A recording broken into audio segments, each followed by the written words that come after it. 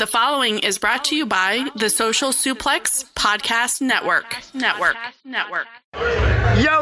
Yo, what up? This is Rocky Asuka Romero of Chaos, and you are listening to Keepin' It Strong Style, the ace of podcasts. Yo, this is Rich Latta from One Nation Radio. This is brought to you by the Social Suplex Podcast Network. We present to you the Ace of Podcasts, Keeping It Strong Style. Let's go. It's the Ace of Podcasts, Keeping It Strong Style. Covering New Japan, they ready to hold it down. Jeremy, Donovan, and the young boy Josh. Come and hit a job out and bury all the frauds. From the Tokyo Dome over to the G1. Social Suplex is the network where we can get it done. I'ma chill and let them have it, cause this is just an intro. Keeping the strong style, 6 stars from the get-go, boy. Yeah, from Tampa Bay to the Tokyo Dome, this is Keeping It Strong Style with your hosts, Jeremy Donovan and the young boy Joshua Smith. And thank you for listening. Welcome to a very special episode of Keeping It Strong Style, the Ace of Podcasts on the Social Suplex Podcast Network. Jeremy Donovan here, joined by the young boy Josh Smith and One Nation Radio's Rich Latta. And we are here to reveal the categories and nominees for the second annual Keeping It Strong Style Year-End Awards. I feel like Rich is just trying to pull like a Jericho on us. Like, he wasn't here all year, shows up for the big show, the big payday. I was here around Wrestle Kingdom, right? Yeah. And then I'm that was here last now. year, pal. That was 2017. Yeah, and now I'm here again for the bag. You know, they got the check was cut, and I'm back. It feels like every once in a while you'll just jump out of the crowd, make a run in, and then disappear. Or is he like Don Callis? Oh my God. How's he like Don Callis? He runs his own promotion, and then he comes over here every once in a while for the big shows, leaves, go back to his promotion, and then comes back, periodically. Let's make no mistakes about who the flagship program of the Social Suplex Podcasting Network is. Oh my gosh. Interpromotional feud right now. Yes. What's the deal from like the 80s? The UWFI? New Japan versus UWFI. New Japan versus War. Yes. War style. Oh my God. Glad to be here, guys, and definitely proud of how you guys have handled you guys' first year here on the network and everything like that. Just straight to the top. Yo, it's crazy. Like, this is our first year, bro. Yeah, man. Next week's episode will be officially the 1-year anniversary of Keeping It Strong Style. So, like, all the listeners, I'm sure you guys have gone through it. The 2017 Survivor Series. Blame that for keeping it strong style.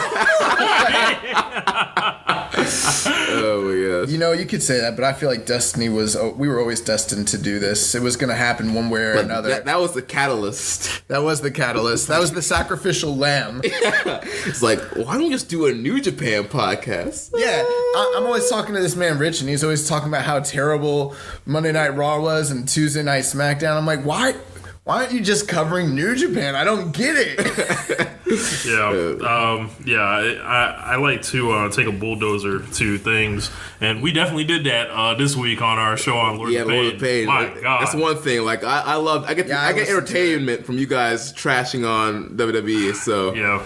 But let's get to these awards, man, because I just like this is my favorite show of the whole year. This is real deep. It's real, like, this is tough. It's not easy at all. So me and Jeremy worked a long time on these awards, like for real. Yeah, I mean, this is like multiple weeks. Months, yeah. And in some of the categories, because some of the categories took more work than others. I mean, It's been a year. I mean, literally us like going back and forth, like, what do you think about this? Like, well, think about that. And it was like a lot of back and forth. And yeah, so if this is your first time, if you didn't participate in our awards last year and this is your first time kind of listening, we want to kind of like set some of the parameters and the groundwork. So basically, here's the deal. If you're listening to this, you already have access to the ballot and you've kind of seen what we've nominated. Me and Jeremy go through in each category and we pick between 10 to 6. Yeah. 10 to 6 nominees depending on the category. We pick these nominees. Like, these are our official nominations, essentially. Yeah, I mean, there's a lot of time and research that went into all categories and nominees. So like, if there's someone missing, like, let's say from Wrestler of the Year, right? You're looking for, and we'll get to it, but like, let's say you're looking for Jay White. That was us who left him off, or whoever it might be, Taichi, whatever. Well, I would love to take credit for leaving Jay White off the Wrestler of the Year list, but it wasn't me. But I would love to take credit. But once me and Jeremy go through, we make the nominations. At that point, our influence on these awards is completely hands off, and we leave this in the hands of you, the listener, you, the viewer. Right. And you know how it works. Each category you pick, essentially picking 3 people. You have your first place vote, your second place vote, and your third place vote. The first place vote is worth 3 points, second place vote is worth 2 points, and the third place vote is worth 1 point. Yeah, we tried the 5-3-1 gimmick last year, and like, a first place vote was so powerful, it was like unbalanced, and it was like a Wilder right hand. It was like no. So we had to bring more balance to the force, and so 3-2-1 basically. So anytime you vote, your first place vote, that's what they're getting. They're getting 3 points essentially. We tally them up. This will be tallied up shortly before Christmas, and then we'll be dropping an episode at the end of the month basically. Yeah, on Christmas Day. On Christmas Day. That is Merry our gift Christmas to you guys. Yeah. All right, so let's get into this. So the first category we're going to be talking about is Wrestler of the Year. We're starting at the top. Yeah. Wow. I play with it. Yeah. All right, let's get to it. We start ours the same way. So Yeah. And all for the wrestlers, all this will be in alphabetical order by last name. And when we talk about matches and shows, it'll be in chronological order. So there's no favoritism, like, you know, we didn't put our favorite first or anything like that. Yeah, we specifically went through and we're like, no, we don't want to give anything away. Alphabetical, chronological, historical. Right. So Wrestler of the Year, we have Kota Ibushi, Tomohiro Ishii, Tetsuya Naito, Kazuchika Okada, Kenny Omega, Will Ospreay, Hiroshi Tanahashi, and Zack Sabre Jr. Loaded. Yeah. Loaded. So for most of our categories, we do 6 nominees. Wrestler of the Year was a really, really tough category because there were plenty of guys that in other promotions, other years, that are left off this list, but given their track record, they could have been the top performer in their promotion. If I can remember correctly, last year we only had like 5 or 6. We did 5. 5 nominees. This year we upped it to 8. We were going to do 6, and then it got to a point where we came down to a tiebreaker with 2 of our nominees, and we literally were like, well, we can't pick this over the other, or vice versa. It's too divisive, and we're like, you know what? It's our award show. Screw it. We're doing 8. And I think you guys kind of got lucky, too. Just someone's not on here that looks like, you know, and it looks like he was headed there was Hiromu Takahashi. And Hiromu was definitely headed for this. Yeah, if Hiromu had not got hurt and competed the remainder of the year, I think he would have easily been on here. So before we talk about these nominees, because people are probably wondering, we're going to discuss why they got nominated. Let's discuss some of the people that earlier in the year we thought were going to get nominated that were left off the nominees. So the first one I'll mention, Minoru Suzuki, who going into the G1, we're absolutely, prior to the match that he had with Naito at Hinokuni, we were like, he's probably a lock already. Yeah, I mean, I remember that, yeah. We were like, yeah, man, Suzuki's definitely going to be on there this year. But then given the feud with Naito, the matches that even though the feud was great, the matches they had, and then a lackluster G1, and then, you know, kind of wasn't the same. It wasn't the same the second half. And you know what? He is a guy that they historically do tend to utilize in that early part of the year after Wrestle Kingdom. They heat him up, and then around G1 time they kind of phase him out. So it's not like he's had a bad year, but compared to the consistency of the rest of these guys, you know, and I think that's gonna be the story of a lot of guys we talk about, is that the second half going into the G1 is when guys typically tend to drop off. You know, who's someone else that the G1 brings the truth out of everybody. Yeah. I'm trying to think of another guy that Young Bucks. Oh yeah, Young Bucks. So at one point we were literally like thinking that they as a tag team had a shot to be on this. Then they just like disappeared from the promotion most of the year. Yeah, we lost them for like 6 months, and so we couldn't. We didn't have a body of work to go to. I mean, another name that I think people might want to throw out is Chris Jericho, but when you put what he's done this year compared to all of these guys, like yes, his match with Kenny and Naito and Evil were all great, and all the promos and the jumping, but he was not there all year long and having bangers. He's a different award. Yeah, like all 8 of these guys have had. I think the last guy that we should mention before we move on that probably some people will actually be surprised about is Switchblade Jay White, who in many aspects has had a fantastic year, and in certain aspects should be a Wrestler of the Year nomination. But there's one aspect that he's lacking that the rest of these guys excelled at, and that's in-ring. Yeah, I mean, there's no doubt about it. When you look at all their matches, you look at star ratings, Jay White didn't really come close to really much any of these guys. Yeah, I would say not even close. Like, he's had some very, very good matches, very, very good matches, and his character work, his story progression, his, everything that he's done from that aspect has been fantastic. His promos. And he's headed to the Dome to face Okada. Yeah, and I mean, he's placed himself as a major star in the company where, 2 years ago he was a young boy.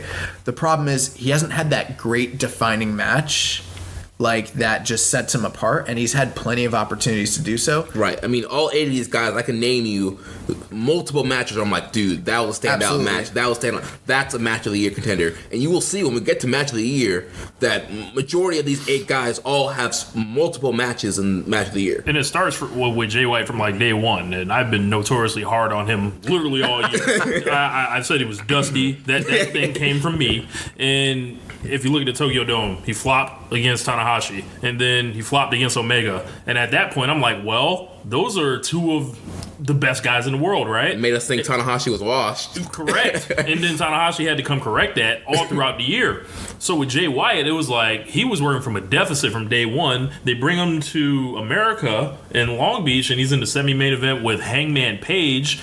So at that point, I was like, I don't really know what to make of this guy, like from an in-ring perspective. And it seems like he kind of puts it together by the time he gets to San Francisco. Yeah, but then that becomes the story of Juice Robinson.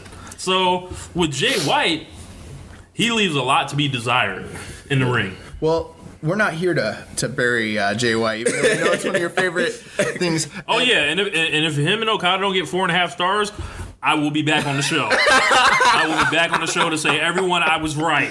Oh, I think we got Zach Porter coming on the show because he's going to be in at the Tokyo Dome. Oh, that's right. Yeah, he'll be our live correspondent. Yeah. So let's talk about the years that these guys have had. Let's start off with Kota Ibushi. Rich, since you seem so talkative right now, this is your boy, so let's talk about it. Bro, Kota Ibushi, when you look at the G1, this is why he's here. He, not Tomohiro Ishii, as great as Ishii was, not Kenny Omega, not the Road Warriors,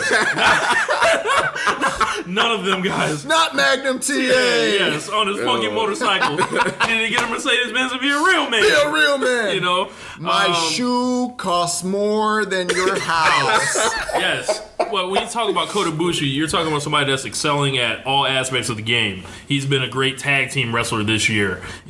He's been the best guy in the G1 in all the best matches, no matter who you put him in there with. Mm-hmm. I think you put him with Tama Tonga, and he was still like, he brought Tama Tonga out of the funk that he was in of ruining the G1. Yeah.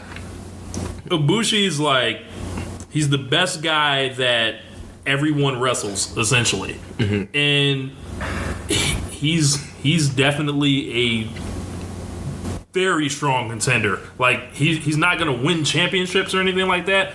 He's easily the most versatile guy in New Japan. Well, we don't know. Well, yeah. World Tag League Finals. Let me slow down there. But thus far, that's not for you, baby. Yeah, that's not for you, baby. Like, the only person that can stop Ibushi is himself. And for my money, I don't want to get too sway or anything, but this guy's like, he's the class of this thing. Yeah. So, Like, there's not a stretch throughout the year where you can just carve out the calendar and be like, yeah, these must, I don't really know about it, Chief. Like, Ibushi's from the start Very of the consistent. year. He brought Cody to that match, or to that You Love job. The Wrestle Kingdom match, yeah. don't try to use a sales tactic on me. Yeah. try to put a hook in me. Yeah, man. No, Like, I know I love the Cody Kota Ibushi match. Yeah. I know it's one of my favorite matches. No matter of the year. who you give them. I mean, the Cody was Hangman great this Page year. match was Rollins. Right. Oh yeah, Yeah. that match. Even talks about that match. It was like 4.5 stars. Yeah. Yeah, it was really good. So I mean, let's talk about some memories of Kota Ibushi. So I mean, it starts at the start of the year. Him and Cody, they have a banger in the Tokyo Dome. Literally one of my favorite matches of the entire year. If I was a more biased person, I would have put it on one of these lists. It just didn't make its way onto there. After that, I mean, what are some of the next memories? I guess we're going to. I mean, Golden Lovers reuniting. Golden Lovers reunion. Yeah, we get the Golden Lovers battling against some of the Bullet Club guys. So we had those Honor Rising shows. Yes, we had Golden Lovers versus the Young Bucks at Strong Style Evolved. The New Japan Cup. Yeah. Him and Zack Sabre had a banger. He also wrestled, I believe it was Yujiro in the first round, or who did he wrestle? No, in the Yujiro first wrestled Juice in the first round? Who round. did he wrestle in the first round? Yujiro wrestled Juice Robinson. Yes. I'm trying to remember who Kota Ibushi wrestled in the first round. Well, I guess we can't factor that into this. It's blanking right now, yeah. But yeah, him and Zack Sabre, they had a banger. He got stopped there. And then him and Kenny continued to team together. He had the awesome match with Cody. I think at this point, he was having really consistently great matches, but everyone was kind of saying, the Golden Lovers kind of held him back. He's not in the forefront. But then the G1 came around, and this that man just set the G1 on fire. Yeah, you want flips, you got them. You want strong style matches, you got them. You want an emotional classic, you got it. I mean, him and Kenny Omega, him and Naito, him and Ishii, my God. We'll talk about most of these matches later on. But he was, if not, he was either A1 or 1A or 1B when it came to the G1. And for my money, I can't remember who I had. Was I a Ishii guy or was I a Ibushi guy? I cannot remember. I can't remember right now, but I mean, those were the two top guys in the tournament. It's either Team Ishii or Team Ibushi. And then by the end of it, he ends up in the finals, which was highly unexpected, and he ends up wrestling one of the greatest matches I've ever seen with Tanahashi. Just a classic. Dude, that match was so great, so emotional. I had a teardrop in my eye. With a tear in my eye. With a tear in my eyes. God is my witness.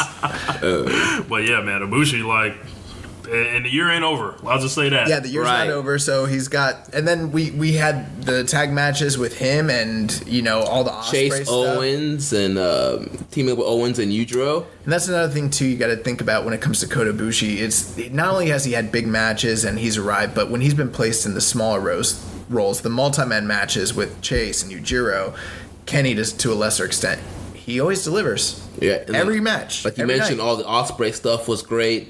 And he's been here all year. Yeah. He's never gone. Kind of what Rich was alluding to. It doesn't matter if you're having a comedy match, he's your guy. You're having a high spots match, he's your guy. He can strike, he can chain grapple. Literally, Kota Ibushi is one of, if not the most versatile wrestler in the entire world today. So he's got to be in contention. I think absolutely. So next up, Tomohiro Ishii, and like we mentioned, man, this was another guy that was an MVP of that B block in the G1 Climax. I mean, MVP of the whole tournament. And this guy, I mean, banger after banger after banger this year. I mean, Ishii always has great matches, but he seemed to be on a whole another level this year. Tomohiro Ishii was at a different level this year. The thing with Tomohiro Ishii, last year we had him nominated as a Wrestler of the Year nominee, and he was kind of like our fifth man. You had your big four, and then we're like, well, who's the fifth guy? And we named Ishii, and it was sort of like, we put him in there knowing he wasn't going to win. Right. It was like, you put in so much hard work, you need to be, honored, but that's as high as you're getting. This year, he's an actual contender for this thing. I feel like I was telling you before we recorded, I feel like the fans there's going to be a lot of Ishii votes. I think there's going to be a lot of first place votes for Ishii. Yeah, and even if there's not, there's is him and Ibushi are going to split votes, I think, for first and second place. And you never know, like, just the way the point systems are set up, there's going to be a lot. He could be that consistent, second place vote. You never know. Right. In a week and a half, Tomohiro Ishii is going to turn 43 years old. I want you to keep that in mind while you think about what he did this year in the G1, and think he's a definition of he's not supposed to be here. Yeah. Like this guy. Like, right. He doesn't get protected by the bookers. He loses to guys all the time. He has a horrible body. A horrible body. It doesn't matter. I stood next to the man in New Orleans and towered over him. I never felt so small in my life. There's a lot of parallels between Tomohiro Ishii and me. Like, I tower. Like what, Josh? I'm not supposed to be here. I'm not. I don't get any kind of marketing or any kind of protection from the people, the powers that be at Social Suplex. Yet I tower over the rest of you guys. Oh my gosh. I don't even know how you guys are sitting here next to me right now. Yeah. Oh my god.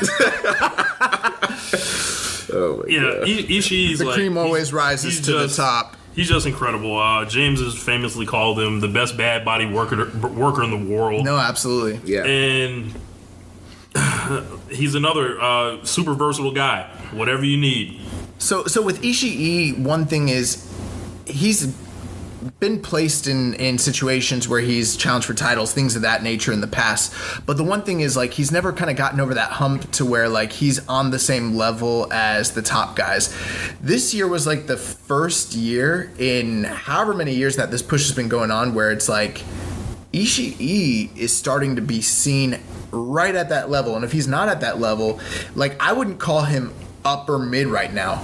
I'd call him just barely beneath the top guys. He's got like a Shawn Michaels type role, like in the mid 2000s. Yeah.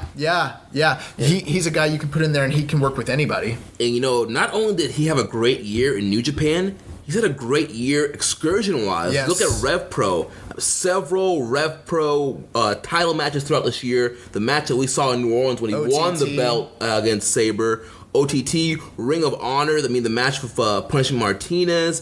This guy's been all Keith over. Lee. Yeah, Keith Lee. Walter Suzuki. Yes. David Starr. Yes. All the smoke. No one wants it with this man. This man's been taking over Japan, England, United States. I mean, just dominating. Here's the thing with Ishii, too, is like, in the past, we've had to go off just his body of work and not so much his actual placement in the company. It was like you were voting for him in spite of the booking. This year, it's like he beat Kenny Omega in the freaking G1. He won the Rev Pro title. Like, he's gotten IWGP title shots. Like, he's been right in the mix the whole year. So, I mean, yeah, like, this has kind of been like a renaissance year for Tomohiro Ishii. And as much as we praise Kota Ibushi, like, Ishii had it just as good of, if not more so, a better G1. Like, those two guys, it depends on your taste, but we're talking about one of the best G1s of all time and two of the best tournament performances from two guys ever in history. Yeah. At the same time. At the same time, in the same block. Yes. Yeah. I have Red Dead Redemption. I just named my horse Tomohiro today. So, yeah, man. Like, the love is real for Ishii. Oh, my God. Shout out to Ishii. Oh, man. So yeah, we've got all the love in the world for Ishii. And the other thing, too, Jeremy, you kind of talked about it. You said, like, not only does he arrive for the big matches, but it's like every match Ishii is in is a big match. Yeah. And I mean, also, his tag work with Yano, too, has been great this year. I mean, at one point, we thought he was getting a tag title. They were getting tag title shots. Dude, if they had a better, if they had a better track record of winning, they absolutely could have been in the running for tag team of the year. Like, they were bell to bell, maybe one of the, if not the best tag team going, and a lot of that had to do with Ishii. Yeah, and right now they're one of the highlights of the World Tag League. Amazing stuff. And in the multi-man matches, with Chaos, he's always the guy that shines almost the most. You want to see him paired off, like, all the time with whoever. Right. The match. Are you guys going to get that Tomohiro Ishii Jr. run you guys were talking about? Bro, I talk about it every week. Like, I want the Tomohiro Ishii run so badly. So badly. But yeah, Ishii's been amazing this year. Let's talk about number 3 here. So we got Tetsuya Naito.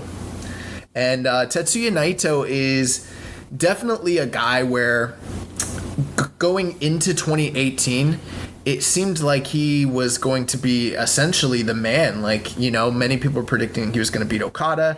He ended up losing in the Tokyo Dome and has had a somewhat topsy-turvy, turbulent year.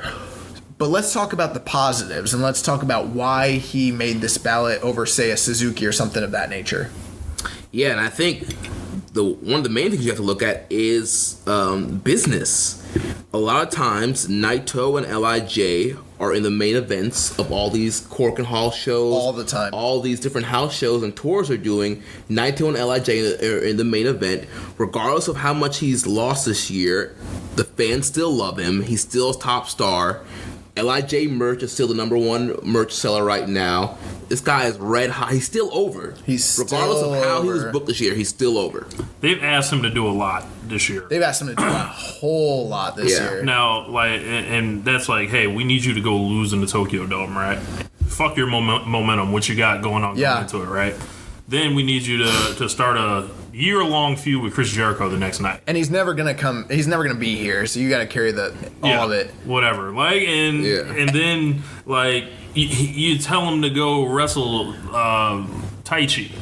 And Yoshihashi. And like he's gotten if this was, you know, if he was in a different promotion, obviously, and this is already happening, like what the hell are they doing with Naito? A lot of people felt like and I think there are a lot of unhappy LIJ fans that are like, there are a lot of psycho ones too that don't realize, like, I fully understand where you guys come from with the business perspective, but you know, I think the thing with Naito is I think people got to look at it and be honest with themselves. Well, here's the thing, because we're not here to sway your guys' vote or try to convince you to vote one way or the other. The reason that Naito got on this ballot, more so than anything else, and it's the most overlooked reason, he's had a freaking incredible in-ring year. This guy has had so many bangers that have gone underappreciated because of the idea that the booking has been lackluster. People haven't liked his character direction, but look at how many great matches he's had this year. The match with Okada in the Tokyo Dome. The match he had with Zack Sabre, which was the first match of the New Japan Cup that like opened my eyes to the reality of what Zack Sabre could be in New Japan. Yeah. Like he got that guy over. He made Yoshihashi look like $1 million. He made Taichi look like he actually could like be worth a damn in the heavyweight division. He had an incredible feud with Suzuki, and whether you like the match or not, like most of the great stuff that came out of that match was all due to Naito. Mm-hmm. Goes into the G1. Him and Kenny Omega have a 5-star match. Him and freaking Ishii have a banger. Him and Ibushi have a banger. He has one of the only good matches that Tama Tonga has of the entire thing. Like he's been like over delivering all year while still getting like buried at the same time. And then the Jericho match from Dominion, which like he doesn't get credit for that match. But that match is awesome. I think Naito's strongest argument is him looking at them and accepting what the booking is and then performing to the best of his ability. Right. I mean, certain guys in his position, like, they might see the booking and be like, well, I'm only going to perform at, half rate until I start winning. And I think he had a couple matches where, like, I don't want to ignore the Suzuki match that was wrestling Hinokuni, I believe. Yeah. And, I think that was like a blown tire for him. But if you take that away and you just look at it, like I said, I think his biggest argument is I've done whatever this company has asked me to, and I'm still a star. And he's also another guy like Ishii that's done a lot of Excursion stuff this year. He was constantly featured on both of the Ring of Honor, Global Wars, and War of the World tours. He did a lot of stuff here in American Indies. Yeah, he did that CMLL. That 4-week spot, or the 4 shows. There's 3 shows. He did the 3 shows with AR Fox and Sami Callihan, and he wrestled Michael Elgin. Mm-hmm. He did the CMLL shows. Yep. He went to Australia, wrestled Jonah Rock in Melbourne City 100. So, I mean, he's been all over the place. Like, he's had a busy year. So, I mean, the thing is, like, some people might question Naito being on here, but when you look at his body work, he's got to be. You cannot have that many good matches and then leave the guy off, especially when he's one of the top 4 stars in the entire company. Yeah. So next up we have Kazuchika Okada, and I feel like Okada is very similar to...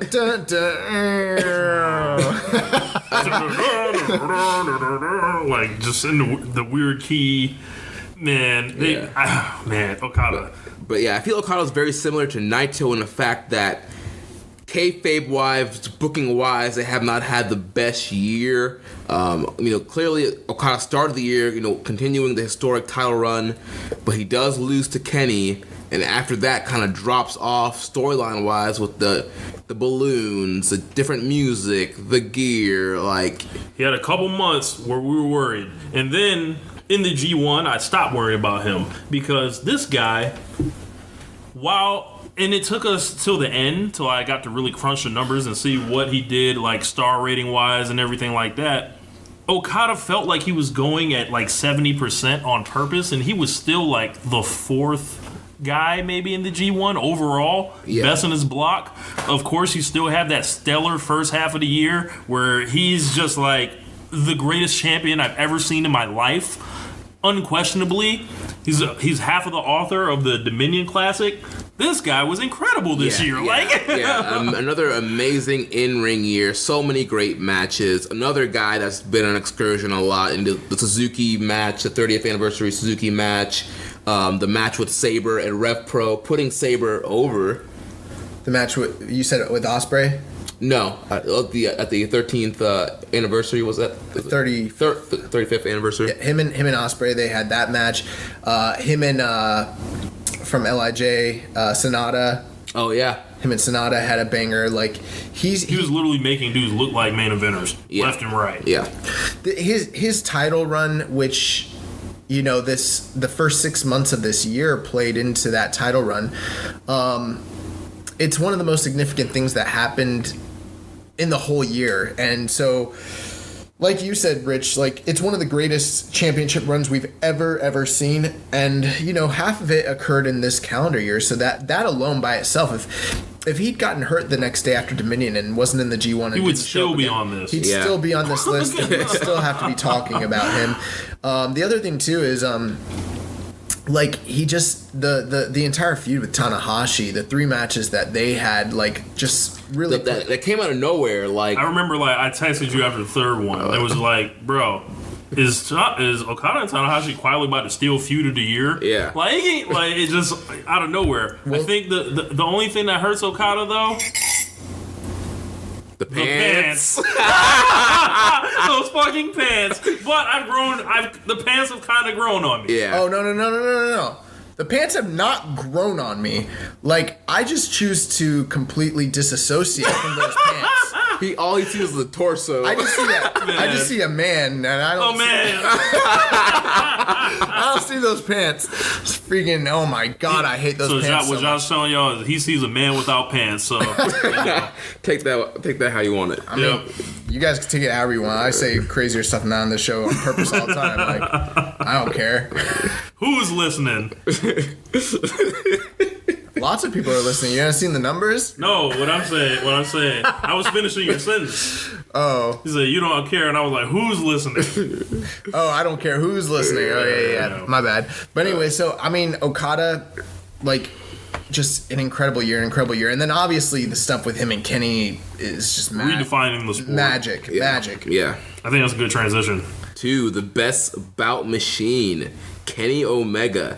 Another guy that's had an incredible in-ring year. You start at Wrestle Kingdom with Alpha vs. Omega, the match with Jericho. The impact on business. Yeah, I was going to say that like the business and the quality. Did. Like it's like the business, the quality, the far-reaching effects, not just for New Japan, but like the other news stories that are coming out with AEW and the stuff with WWE and the stuff with the entire climate surrounding international wrestling has a lot to do with Chris Jericho, has a lot to do with what happened by them signing a match that we thought would never happen before. I mean, it's so significant. Yeah. Ultimately, Kenny Omega is the magnet that holds all this shit together.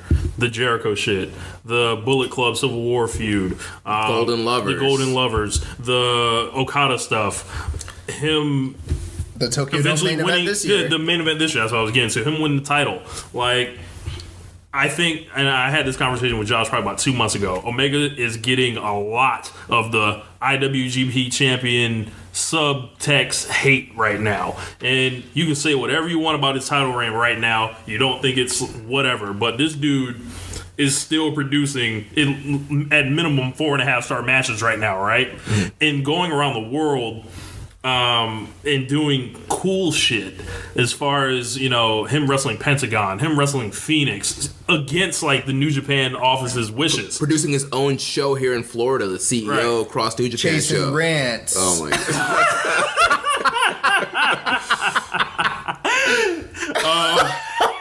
Yes, chasing rants. And of course he has the V-trigger, like, which is just like one of the best moves in wrestling. Yes.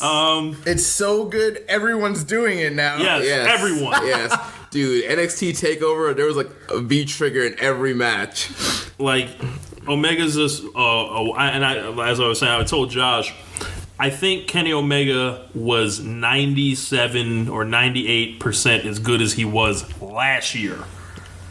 Because oh no, I mean I'll make no bones about it. I personally do, and I'm not detracting from Kenny, but I thought that Kenny, in many different ways, had a better year last year.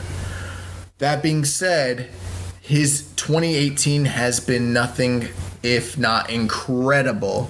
I mean, incredible. It's like more 5-star, like enough 5-star matches to go on your fingers and toes. Right, and I mean, breaking the scale. We're going to talk about match of the year here in just a little bit. He's all over it. Yeah, you know, he's a part of the whole way of getting merchandise and Hot Topic, the Funko Pops. You know, definitely a big part of being the elite.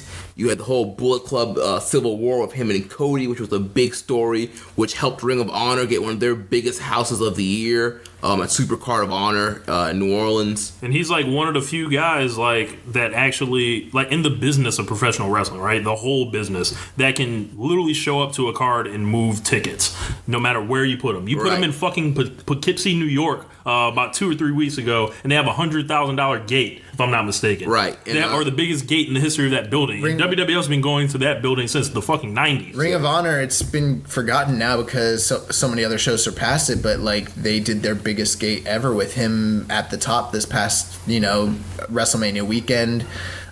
He was part of All In. Yeah. He's a rare attraction, and the thing of rare attraction. I remember when he came to Lakeland last year. Right? I was going to bring it up. Like, it was like we were standing in line, and I forgot who it was. It might have been somebody that was working the tickets or whatever. And then on one side you had the Young Bucks, right? And then the other side you had Kenny. And then this is all before the show starts.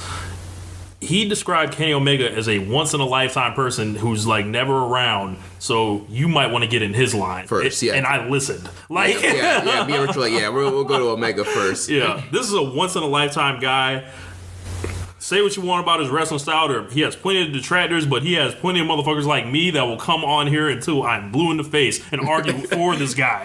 Like, just being the most spectacular guy I've ever seen. His catchphrase is the closing of this show. Goodbye, good night, bang. I mean, this guy has a lot of influence. We're thinking about changing it, though. But here's the thing with Kenny. So some of the biggest attractions are either things that he's said in the media or his lack of presence on the show, that sort of thing. But here's the thing with Kenny.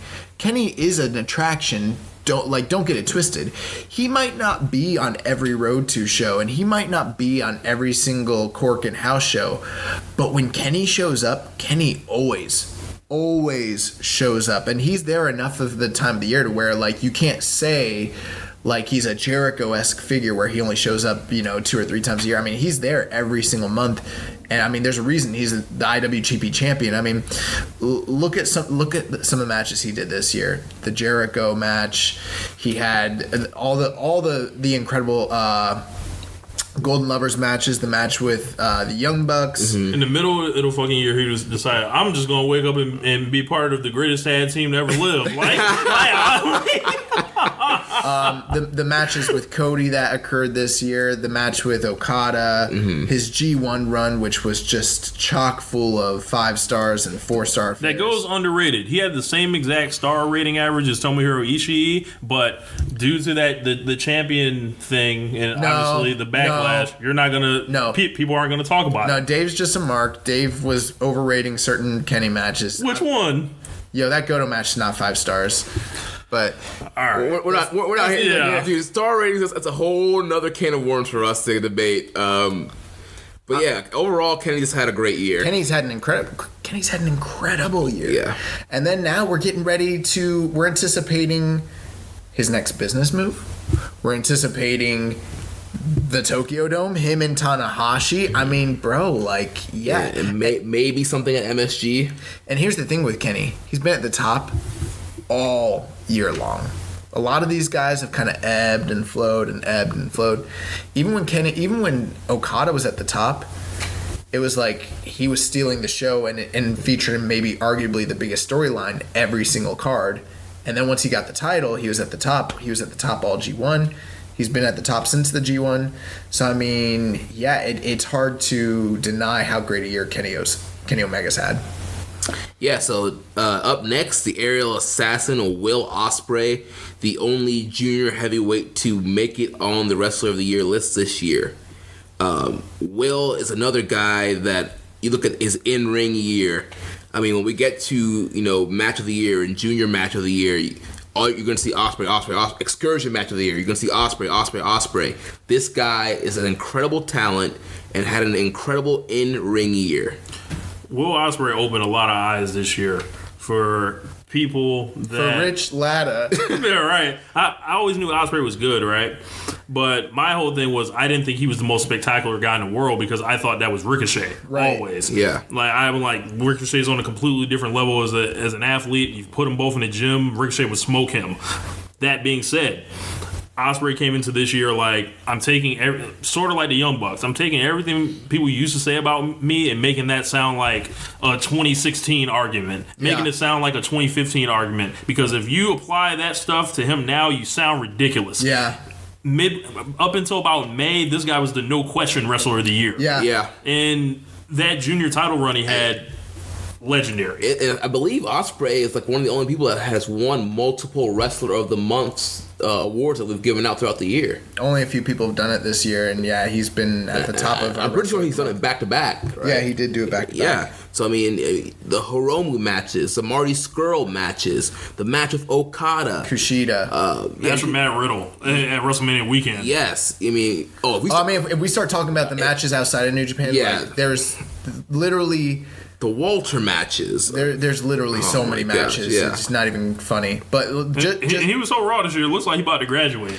Here's the thing. Like with these awards, we do try to relegate it primarily to just New Japan. So we don't want you to put too much strength, but we have to mention, obviously, what he has done outside of New Japan. But I mean, not only that, but like... He's an attraction as well. Yeah. He is an attraction. What Rich said, I mean, prior to the G1, it was undoubted that he was absolutely the Wrestler of the Year in New Japan and one of the top in the entire world. I mean, because when you are the Wrestler of the Year in New Japan, in many cases, you are the de facto Wrestler of the Year in the entire sport. Yeah. That's what it means. That's how serious it is. And I mean, so that's why we had to have Will Ospreay on here. I mean, he's had classic after classic after classic. He's been incredible all year long, man. Then next up we have the ace, Hiroshi Tanahashi. Go Ace! Go Ace! Yes. And Tanahashi started off Wrestle Kingdom facing off against Jay White. The match wasn't great. We thought Tanahashi was washed, but then Tanahashi was like, had that incredible match with Suzuki. Tanahashi's very interesting. Because in some ways, like, you get through to a certain point in the year and you think there's no way he should be on this list. But then by the end of it, you look at his body of work and you're like, wow, Like, this guy quietly put together, like, a Hall of Fame year. Like, this has been incredible. You know what Hiroshi Tanahashi is right now, and disregarding the rant I did that a lot of people tend to be fans of. Yes. So, Hiroshi Tanahashi right now is kind of like what LeBron is in the NBA right now. Yes, the numbers still look the same. Like, when you talk about, you look up, like, wow, he's still producing on this level. The only thing is, LeBron doesn't play defense anymore. The only thing is, Tanahashi gets busted up a lot, but like, it doesn't matter. Like, right. But when you look at it, he still has the stats. He still has the 5-star match streak that kept going this year. You still have, obviously, the G1. If you're thinking about Tanahashi in a traditional sense against some of the other guys, I don't know. That's on you how you want to look at it. But this guy has carried the company. People thought he was done, and all he's done is turn in another banner year. Right, there are people. If you're coming out here hating on Tanahashi, something wrong with you. Right, and I mean, you hear the reaction that he gets when he comes out.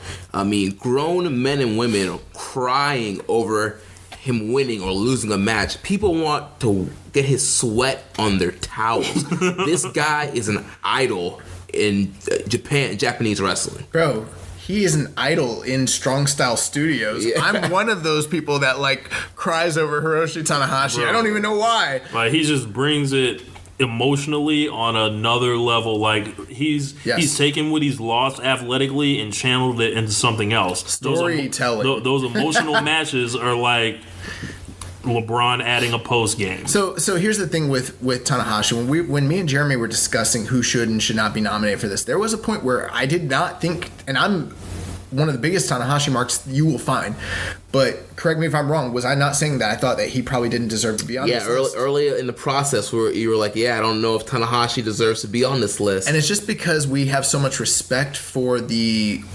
work rate and the level of, delivery that all these wrestlers have.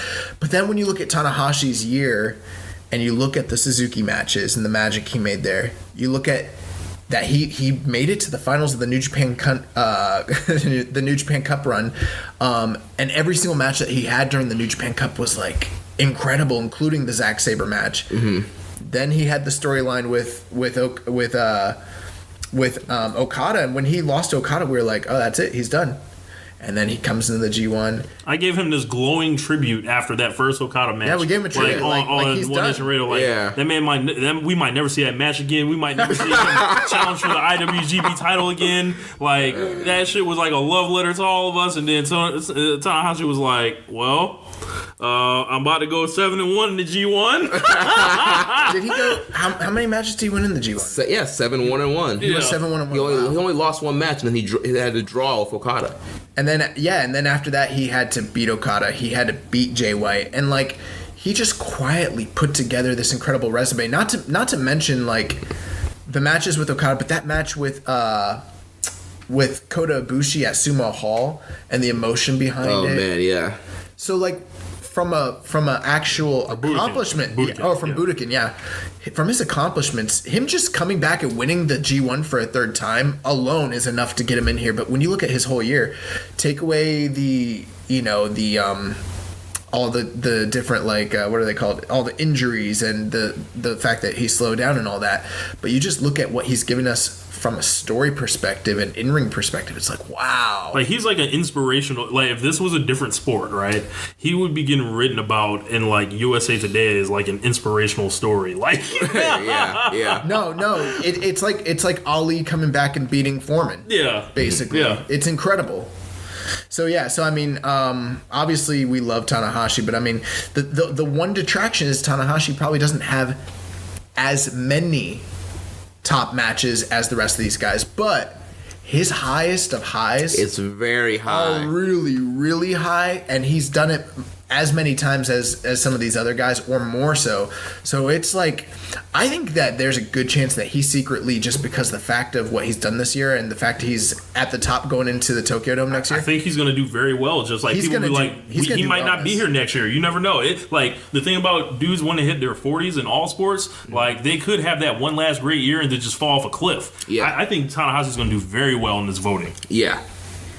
And then the last nominee, the submission master, the pro wrestling master, ZSJ, Zack Sabre Jr. And, you know, I gotta admit, I have not been the biggest Sabre fan in the past. You know, he's a guy that you would read about in the newsletter all the time, winning, you know, best technical wrestler. You keep hearing about ZSA.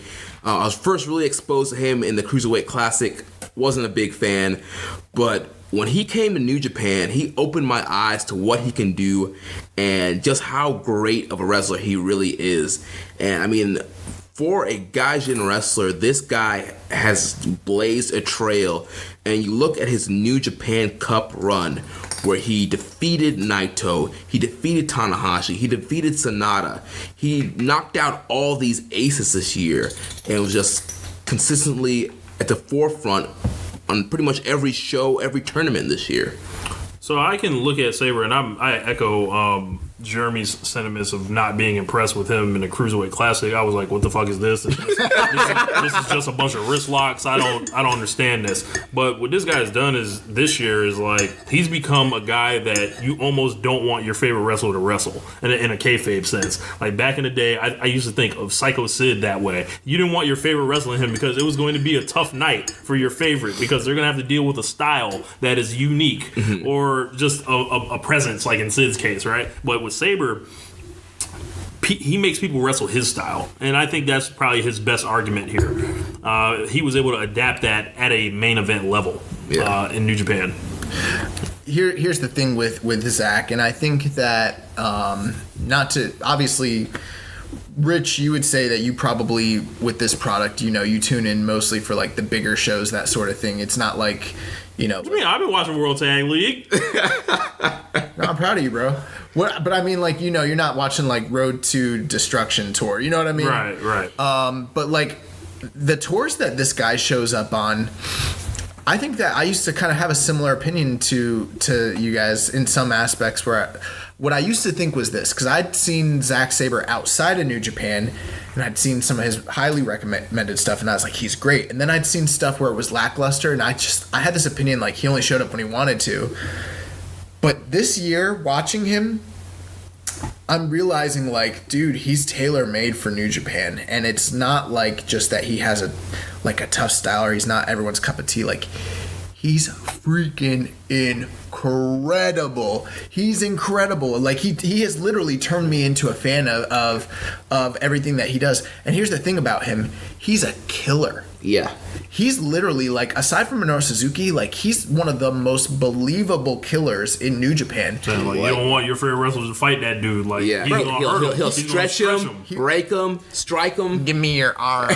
Give me your arm and stretch him, man. But he's had, and the thing is like, Zach has had incredible matches all year long with Naito, with Kenny, with Yano. Everything in the New Japan Cup.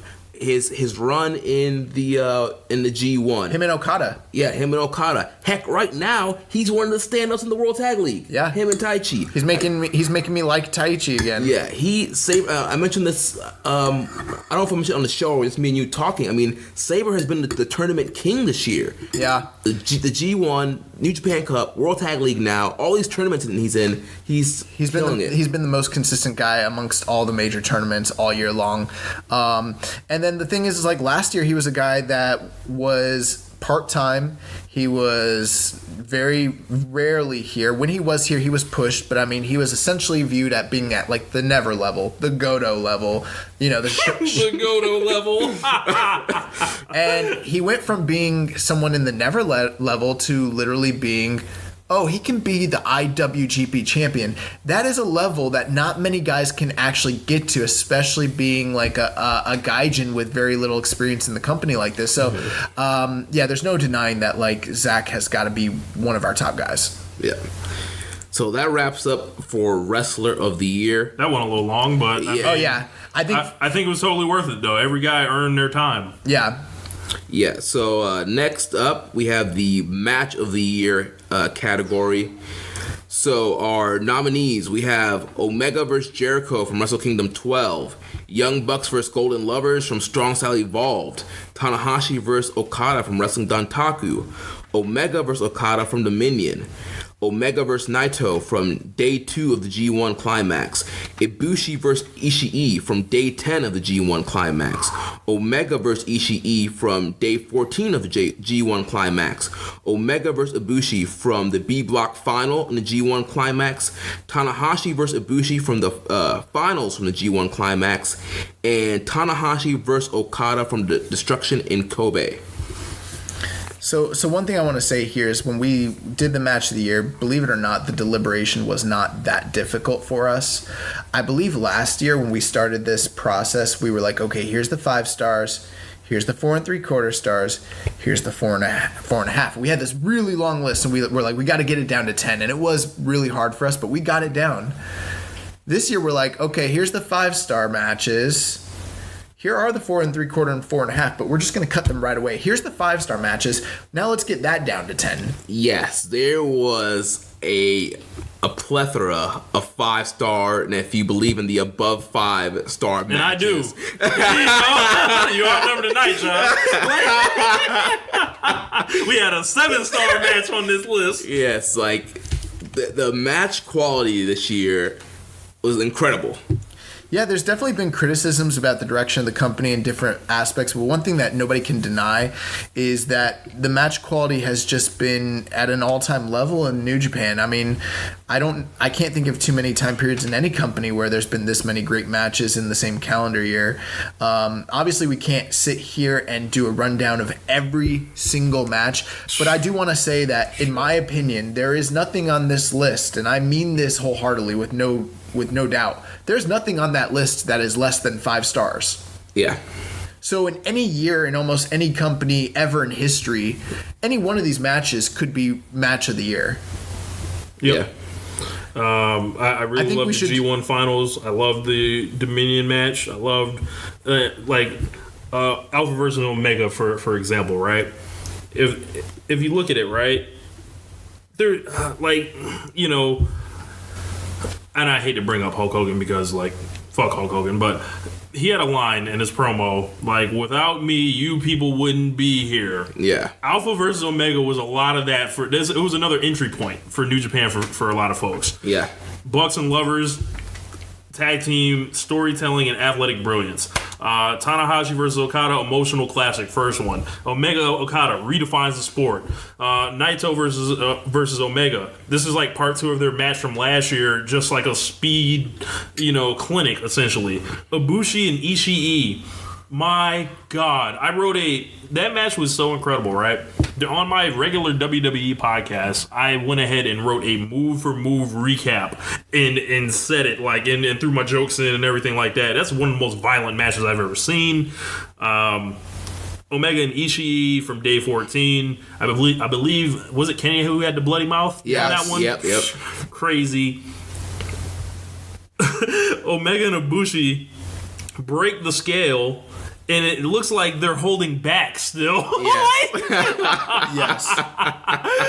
Obviously, you got the G1 finals. Also, I feel like another sport redefining match, the best of an emotional type match. And then the last Tanahashi and Okada match is just that wraps up the trilogy. Here's how crazy it was with Tanahashi and Okada. They had 3 matches, and we had to decide which of the 3 wasn't the best. Yeah. You know what I mean? And we actually didn't want to do repeat matches, but their matches were so good that we're like, there's no way we can leave one of these we can do less than 2 Tanahashi Okada matches. So I mean, Jeremy, any final thoughts on this? Because I think Rich did an awesome job. Yeah, Rich did an awesome job, and once again, like we mentioned, look at the guys in this match. All these guys are in the Wrestler of the Year category. Yep. It just shows you what an incredible year these guys have had.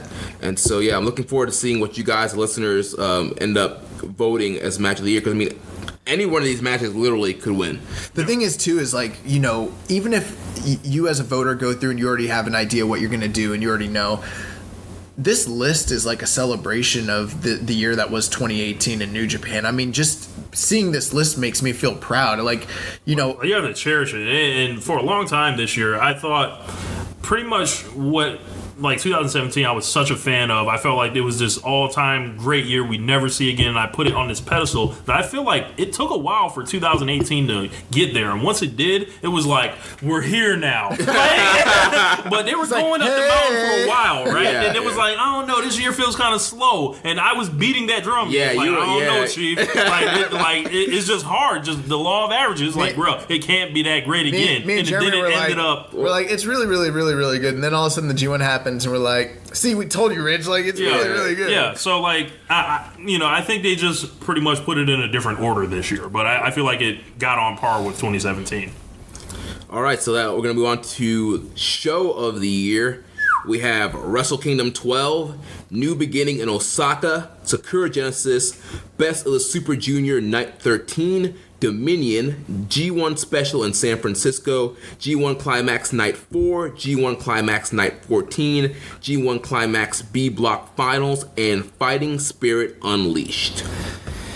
Yeah, so show of the year is it's one of my favorite categories that we do, just because of the fact that New Japan has awesome shows all the time. They have awesome shows all the time. Like, I can't tell you how many times I end up watching a New Japan show and I get done watching it and I'm like, I feel so good. I feel so happy. I cannot wait to record it. Yeah. So yeah, that's why I love this. And I mean, there's definitely some standout nights here. And look at all these G1 nights, man. And I mean, we had to cut a bunch of G1. Yeah, I mean, this is it's a similar category to Match of the Year, where we have a bunch of great stuff that you really have to get down and get granular to cut shows off the list. For me, I think you got one, maybe two all-time shows on here, and you've got just tons to choose from for your second or third place voting.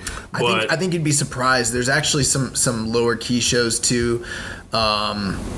That when you actually look at it on paper and you look at the match ratings, like, there are some sleeper shows here that deserve every bit as much accolade as some of the other shows. One show I want to throw out there just to kind of sing its praises, Best of the Super Juniors Night 13 is like this unheralded night that not a lot of people talked about, but it's like one of the best nights of wrestling I've ever seen in my life.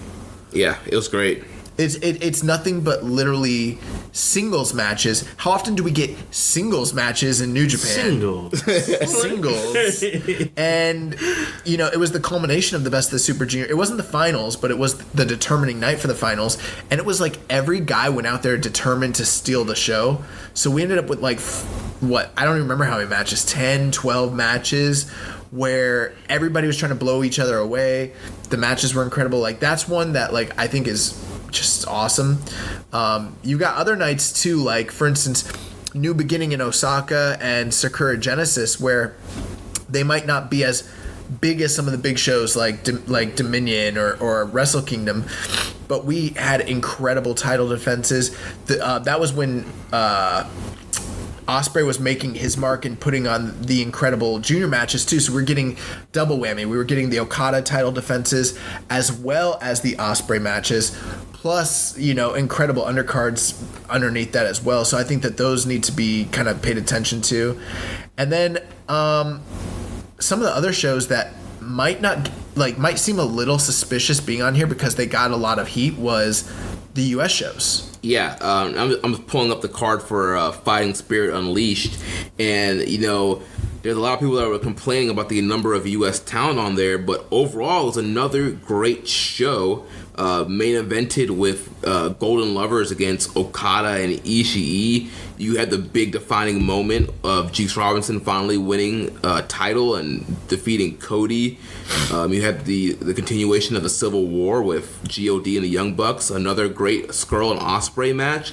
Cody won that match. Juice won the belt from Jay at that's right. San Francisco. Yeah, Cody. Yeah, that's right. My bad. You're right. Cody won the match, but it was still a great match for Cody and Juice. Both U.S. shows, the G1 Special in San Francisco and Fighting Spirit Unleashed, did get flack for different reasons. But regardless of what your criticisms might be about it, top to bottom, as a well-paced and spaced-out wrestling show with different, features and things like that, and satisfying finishes, these shows deliver on just as high a level as any other wrestling show that you can see in the world today. I mean, those shows are incredible. Yeah. Match quality wise. So the G1 Climax Night 4 is the Omega Goto, Naito Ishii, Ibushi Robinson, Saber Yano, Sonata Tamatonga night.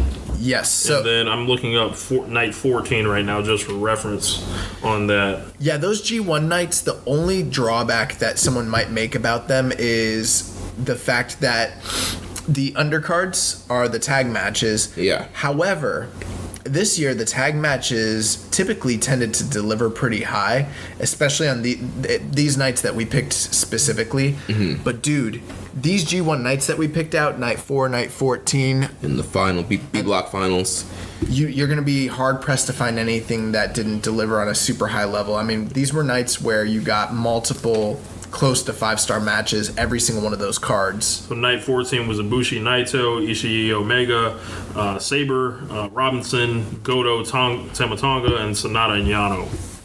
Yep. And that man, so much good stuff on there.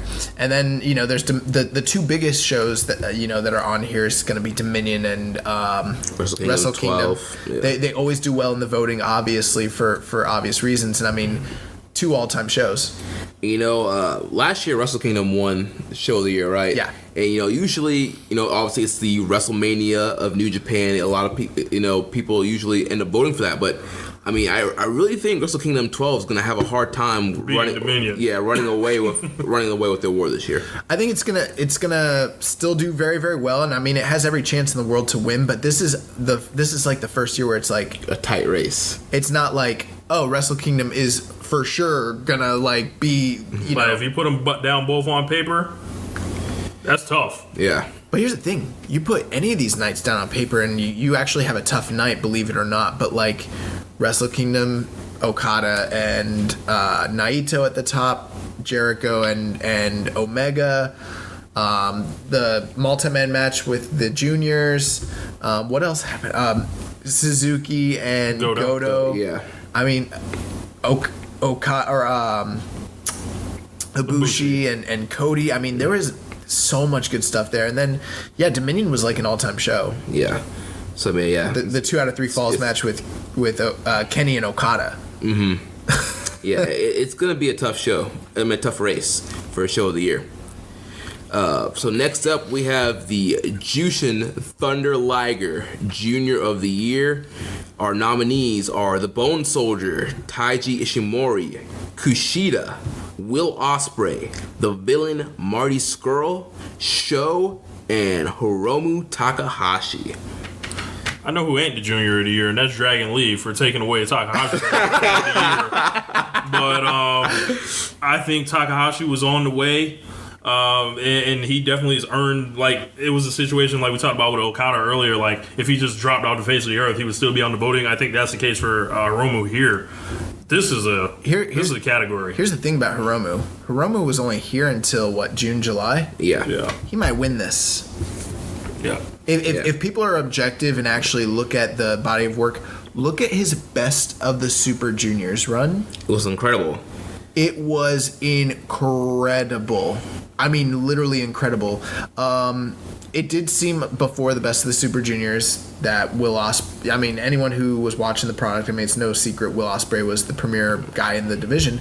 Suddenly, Hiromu turns around and has this... Starts coming. Yeah, and you're like, I don't know where we're at with this sort of stuff, but like... Hiromu won the Best of the Super Juniors. He had classic matches with every single guy on this list almost. He had classic matches with.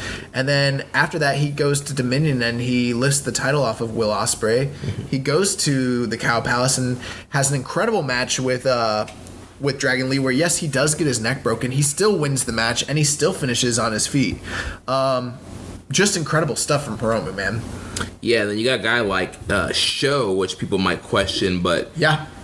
Sho has been kind of the standout of the Roppongi 3K team. Don't get me wrong, Yo is awesome too, but Sho has definitely elevated his game from last year, and then especially in his Best of the Super Junior run, this guy was great with his match with Kushida one of his standout matches. His match with Dragon Lee. The Dragon Lee match. And now we've been seeing this rivalry with him and Shingo Takagi building up, which has been incredible. Show has just been on another level this year. Are they going to be like a night one, like Best of Super Juniors match next year? It needs to be. I don't know. But here's the other thing, too, is show. And one thing I think people should take into consideration, I think everyone is like, oh, well, it's Junior of the Year, so they only want to factor in what they've done in the singles division. But look at what Roppongi 3K has accomplished as a junior team. Shout out to Yo, too. Yeah. And look at their matches with the Young Bucks. Mm-hmm. Like, those are among the best. I feel like those matches get forgotten about. Incredible stuff. Another reason that we have to kind of nominate Show is because he was able to differentiate himself as being just one of these pretty young, flashy young guys that was just under Rocky to like, oh, he's for real. And now when people talk about Show, they talk about him being a heavyweight in the future and being like a future star the same way they do about Hiromu. So, I mean, absolutely. I think anyone who thinks he shouldn't be on this, like, were you consistently watching this, and are you taking these other parts into consideration? Because Show has every much right to be here as the rest of these guys. Let's talk about Marty Scurll and Kushida for a minute. Yeah, so Marty Scurll had some incredible matches this year with Will Ospreay. When he was put into big title matches, he definitely delivered. Yeah, I mean, some of the kind of the road to show, like the undercard stuff, he was kind of there. But when it was time to put on a big match on a big show, Marty Scurll showed up and showed out. I think your argument, if you're a Marty Scurll voter, you're gonna point to those matches with Ospreay where he looks like a fucking killer. And, yes. And the match that he lost to Ospreay, I believe he lost them both, right?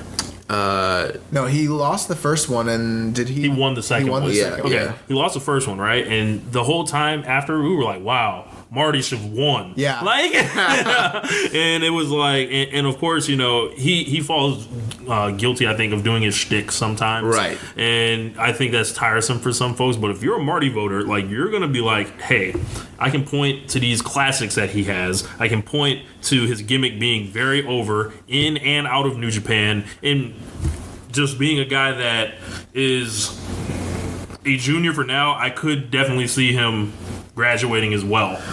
Well, Marty has to be on this list because of those Ospreay classics. Right. But he also had a very good Best of Super Juniors. Yeah, he was run. in that B block that was a banger block. Him and Hiromu had excellent matches.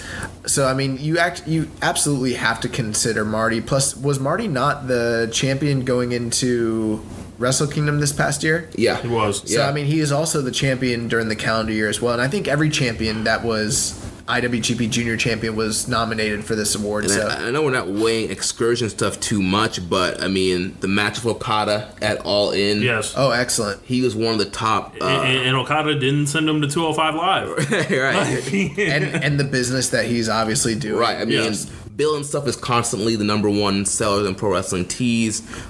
He's been a top guy for Ring of Honor this year. If you're a Marty guy, those are your arguments. Yeah.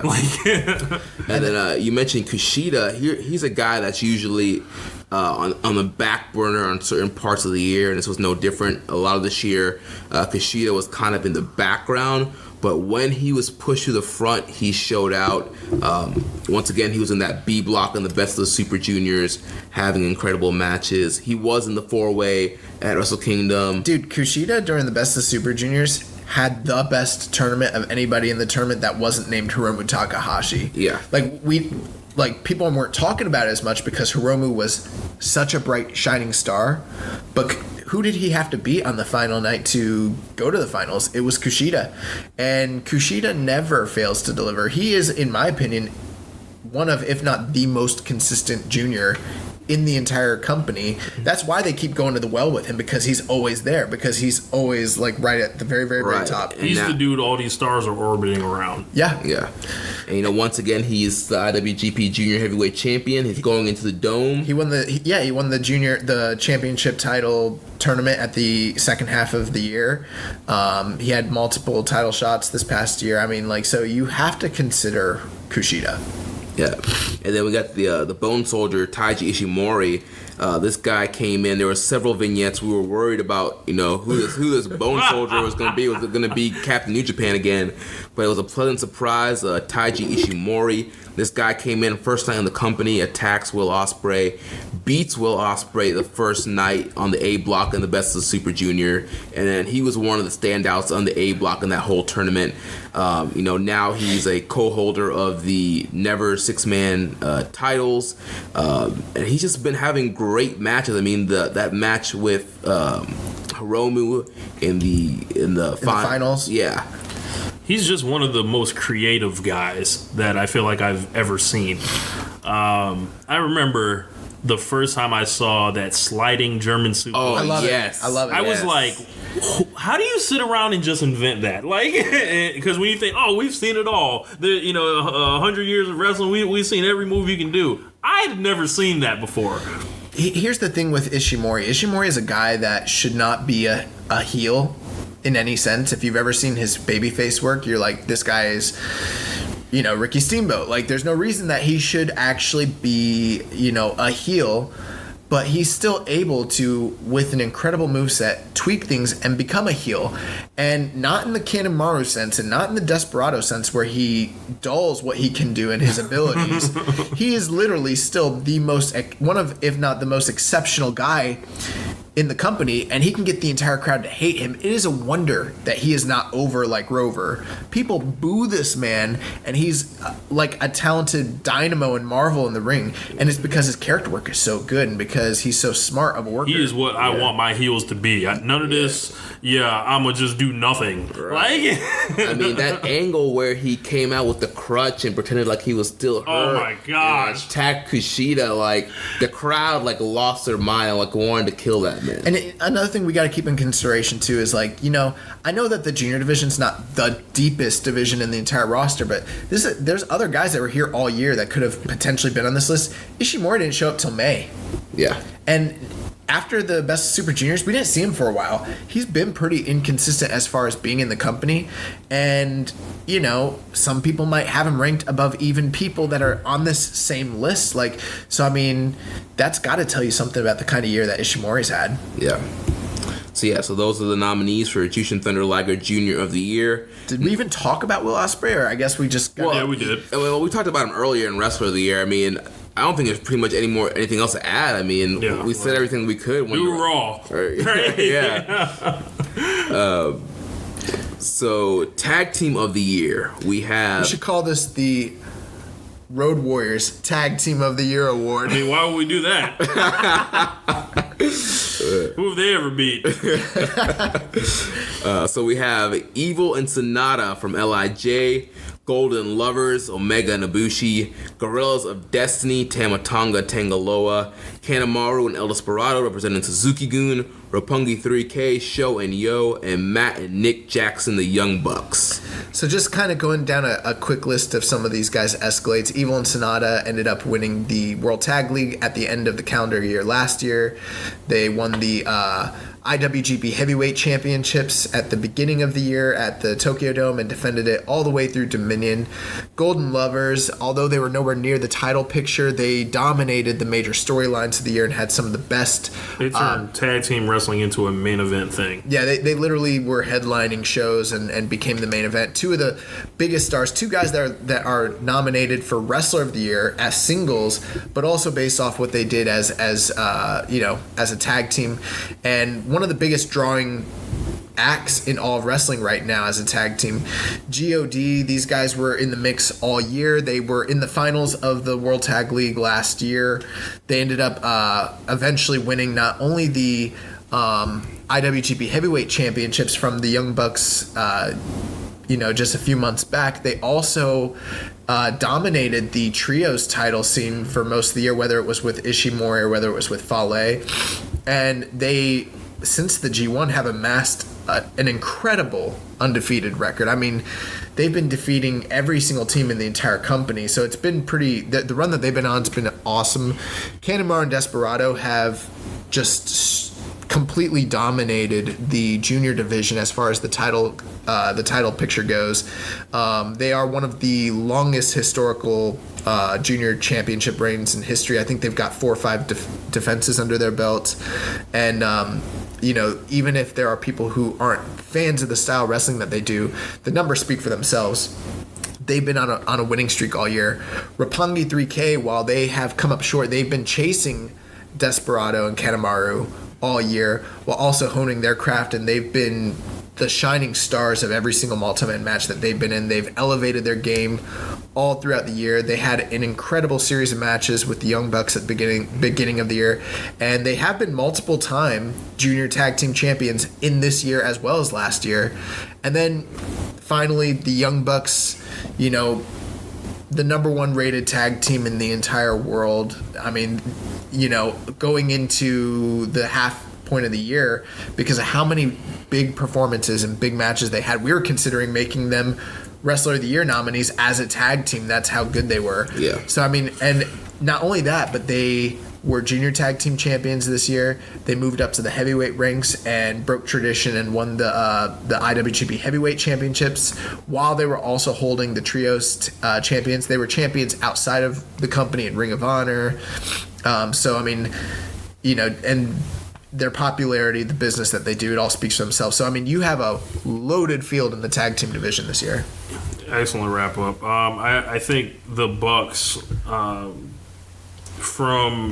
think you framed it well. Like, they have a great junior feud, they have a great heavyweight feud, and then they have some shit they did with the Golden Lovers that's just like we ain't ever seen. Yeah. So, man. And Evil and Sonata were excellent heavyweight traditional tag team this year. And, their run got hurt with the who was hurt? Was it Evil? Evil got injured. Evil's injury. But if Evil wasn't injured, I feel like they were planning a big run for them. Trying to make them the top Japanese tag team in the division, and now we see in the world. And it seems like they still are. Yeah, in the World Tag League right now, it seems like they're pushing Evil and Sonata once again to be in that spot. So yeah, I mean, those guys having a great year now. And so that's going to wrap up the tag team of the year. This one, I'm very interested just to see what happens, because you have kind of like your traditional, the tag teams that have been consistent all year, like Evil, Sonata, GOD, Kanemaru, Desperado, Roppongi 3K, and then you have these 2 attractions in the Golden Lovers and the Young Bucks who they kind of exist in their own world, it seems like, apart from the other, the rest of the tag teams in the division. Yeah, and last year the Young Bucks won our Tag Team of the Year award. And I didn't think they should have. Right, you were pissed about that. There's very few times I disagree. Like, there's many votes where it could go one way or the other. But I was firmly in the camp that believed that it was War Machine's year. I mean, there was no denying it in my mind.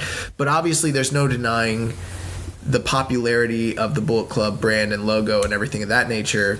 So the Bucks ended up winning it. This year, the Bucks have, in my opinion, a greater, like they've had a better year this year than they did in 2017. Yeah.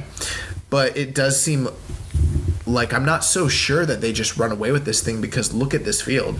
Yeah. It's going to be tough, man. It's going to be tough. So next up we have the Karl Gotch Strong Style Award.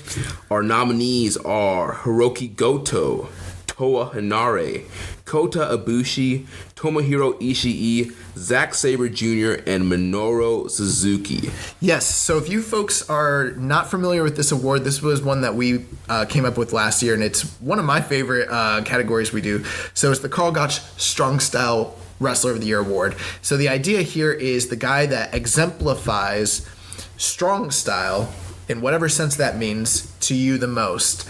For instance, last year, Katsuya Shibata was the winner of the Strong Style Wrestler of the Year, the Karl Gotch Award. And so these are the guys that represent the, hard-hitting, the strong, the determinate, the submission-based wrestling style that defines, New Japan and their sports, centric nature. Yeah, and I mean, there's also another part to that award, like people that will bust you in the mouth. Yeah, yeah, and that you don't want to run it with. Yeah, I mean, these are the guys that want the smoke, the kicks, the elbows, the knees, the headbutts, the submissions, the stretches, all of it. Yeah, I mean, a guy that kind of pops out for me, Toa Hanare. This was a guy, he was a young lion that eventually got moved up. This guy going head-to-head with Tomohiro Ishii multiple nights on these Road 2 shows. When you saw that, it was like, something's happening here. I don't know exactly what, but that guy's crazy. Yeah. Like that guy wanted to smoke with Ishii. He earned his spot on this list. So it's like you go to a new neighborhood or a new school. Like, what's the thing you do? You go up to the toughest guy and you punch him in the face. Like, that's what like Toa Hinaro was doing. Yeah. So obviously I've got, Minoru Suzuki. I'll talk about him for just a moment. So, Suzuki was, how old is Suzuki right now? He's in his 50s? Shit. Who Late knows? 40s? Who knows? Well, he's at least 50. Yeah. At least. And, Suzuki was so believable out here that, like, when he defeated Tanahashi, I was like genuinely concerned for Tanahashi's well-being and his health. He wrecked Tanahashi. Yeah, he destroyed him. He destroyed Goto during the match of Wrestle Kingdom 12. Yo, he really Goto had like a hematoma over his eye. Dude. Suzuki is one of these people that when he comes in there, like, he looks like he can destroy you and just straight up kill you. Bro, Minoru Suzuki sat down and put that chair down and cut his own hair. That was like one of the toughest things I've seen this year. Yes. He walks around with those squiggly lines in his head, and nobody, and I know Tama Tonga said that, but he said that from the safety of the internet. Yeah. He didn't say that to his face. Let's talk about Goto for a moment. Yeah, once again, we mentioned the Wrestle Kingdom match with Suzuki. That was one of the most violent, hardest hitting, bloody brawls of the year. Goto, you can say what you want about Goto. Obviously, he didn't, qualify for our Wrestler of the Year, but he absolutely qualifies for this award. Look at the long list of hard-hitting matches that he's had this year with Ishii, with Juice Robinson. Ibushi, my God. He's had so many wars that, he epitomizes this style. He's been carrying around the Never title for the majority of the year, and as long as that title's been on him, it is pretty much the Strong Style World Championship, because that's the style match, the Haas fight match that, Oh, and don't forget the Michael Elgin match. Oh, yeah. So, this guy's had bangers all year. Two guys that are not traditionally tied to this sort of style, but I think that you guys could probably take it. Zack Sabre Jr. and Kota Ibushi. Let's talk about why they are, nominated here. So I'll start with Zack Sabre Jr. And Rich kind of mentioned this earlier when we were talking about Sabre. He's the guy that you don't want your favorite wrestler to wrestle because he's going to hurt them.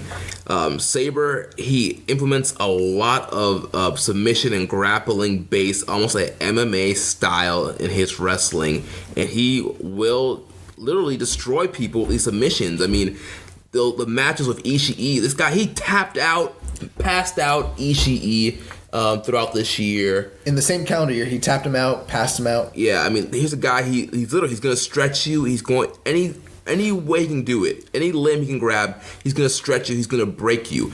And not only does he have submission, he can brawl. The uppercuts, the PKs, the kicks, the elbows. He finds ways to hurt you. He tapped out Hiroshi Tanahashi this year, something that Minoru Suzuki couldn't do. He was able to not only that, there was someone else he beat. Kota Ibushi. He got a ref stoppage on Kota Ibushi. So Zach is a guy who is so believable. He might not be known as much of a heavy hitter as some of these other guys, but he's someone that goes in there and picks guys apart to the point where they look like they're outclassed and outgunned, and he stops them. Yeah. And there's very few people who stop people in wrestling, and he stops people. Yeah. And if I can speak about Ibushi real quick, there's this thing called Murder Coda that they talk about, right? It's like there's a switch that gets hit, and this dude becomes a master of another style. Not only the aerial ability, not only the phenomenal, displays of heart but he has a whole nother side of him that will just bust you in the face. And he will take those slaps as well and invites you for more. And when I watch Ibushi matches, you never know which one you're going to get, but you're never disappointed by it. And when you get that strong style Kota Ibushi match, that's what made the G1 final so great. Yeah. For all our anime fans, Kota Ibushi reminds me a lot of Goku from Dragon Ball Z. He kind of goes out there at first and is kind of playful in the fights, and then he gets to the point where he gets so pissed off he's going Super Saiyan and he's just going to destroy you. Absolutely. I think Kota Ibushi sometimes gets overlooked when it comes to this because he's not necessarily strictly associated with that style, but he's a pretty boy that's like the toughest dude in the room. Yeah. Like and he's crazy. And then finally there's Tomohiro Ishii, which we've said everything that there is to say about Tomohiro Ishii. I think he's definitely one of the guys that has a great shot at winning this. Ishii just kills people. He is smaller than every single person in the heavyweight division, including Zack Sabre Jr. But he feels like the biggest. He feels like he's the biggest guy, and he is violence personified.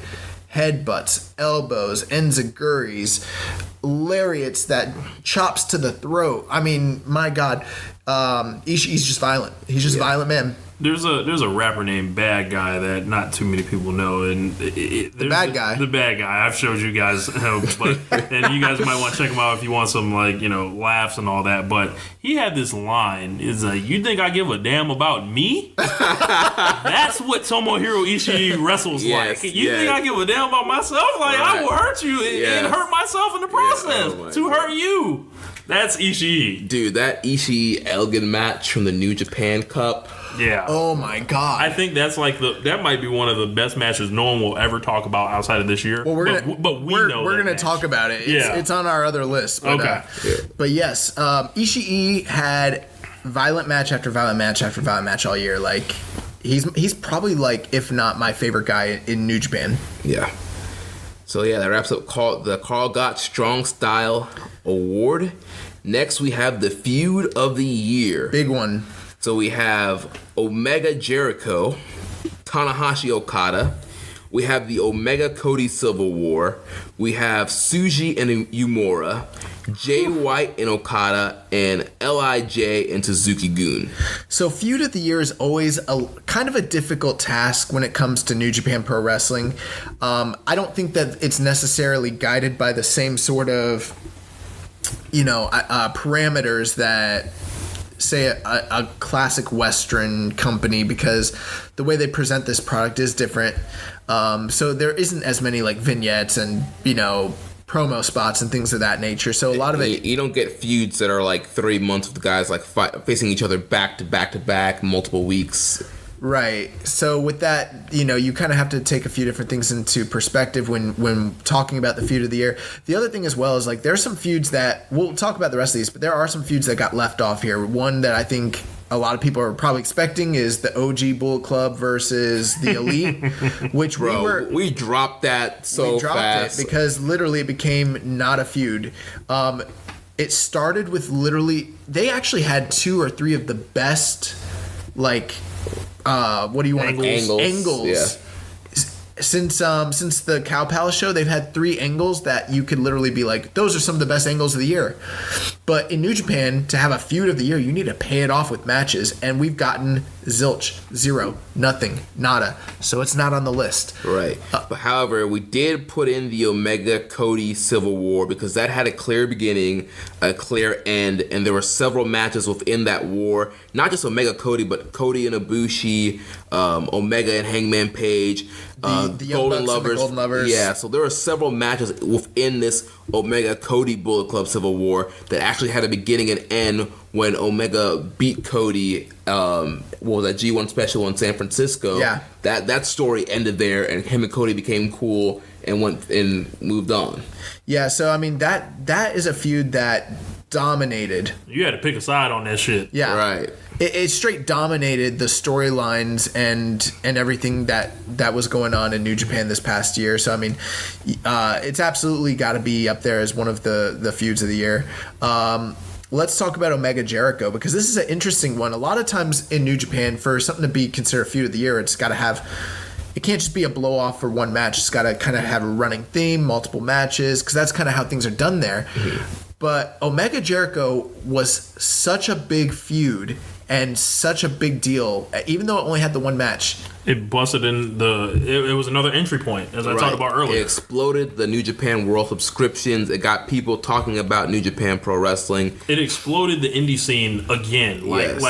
it was at a certain level, and then once someone like Jericho came in, it was like throwing gas on a fire with Alpha and Omega. Alpha and Omega was so much bigger than Omega versus Jericho, if you know what I mean by that.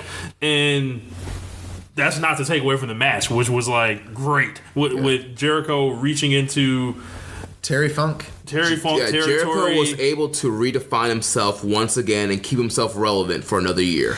And here's the thing with all this. It's not just the match. It's not just the business, but it's the build.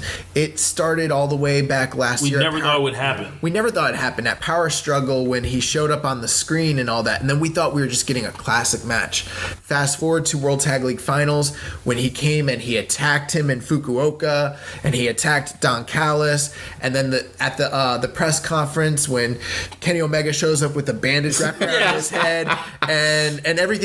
It's Memphis, it's Mid-South, it's, Magnum and Tully. It's everything from these blood feuds of the 80s, and it is something completely unique to New Japan. I mean, and their promos in that feud were incredible, both sides. Jericho talking about how Kenny had very good New Japan style. Yes, that's like a running gag with all of us. Yes. Chris Jericho has war style, WCW style, WWE style, CMLL style. Yeah. Like he's like I'm a master of all the styles, Kenny.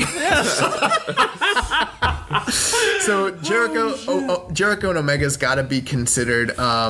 Dude, let's talk about Tsuji and Yumura. This is probably the dark horse here, but these guys have had over 15 singles matches that have all been draws, and they've all been awesome. Bro, I remember the first time I saw one of those, right? And I think it was over here with you guys. You guys knew the finish. I didn't. I was popping left and right like, oh my God, what's about to happen? Oh, it's a draw. What the fuck? And then you're like, yeah, Rich, these are the guys that had that crazy match before. And I was like, oh, okay. Now the gimmick is like, okay, they have a draw, and the day one of them wins, the crowd is going to lose it. Yeah, yes. And every match gets better and better.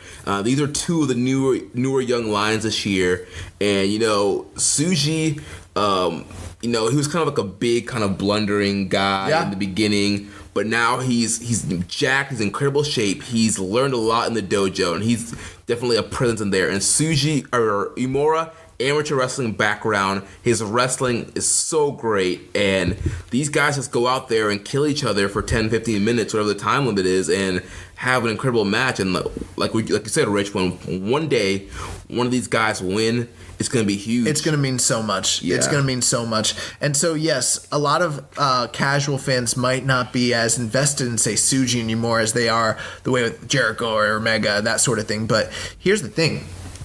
15 matches in one calendar year, no winner, and it keeps happening.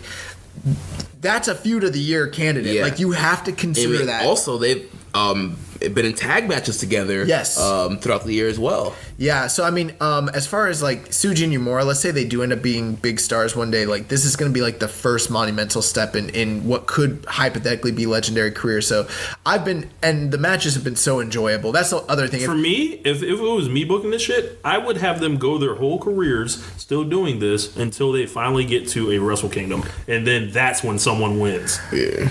Whether it's like one day when they've replaced and become like the top stars. When we starting our promotion. Yeah.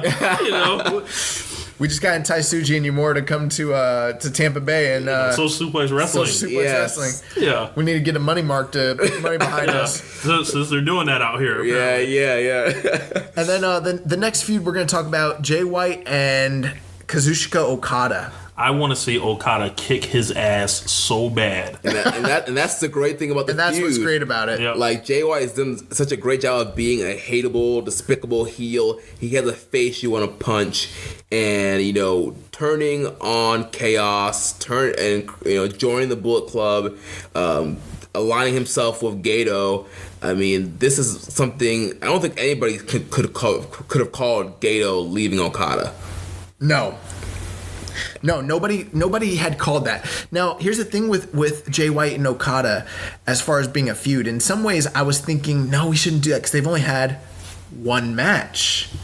But the thing is, this feud has literally been built since the day after Wrestle Kingdom, and it's culminating at Wrestle Kingdom, and the intricacies and the storytelling. So many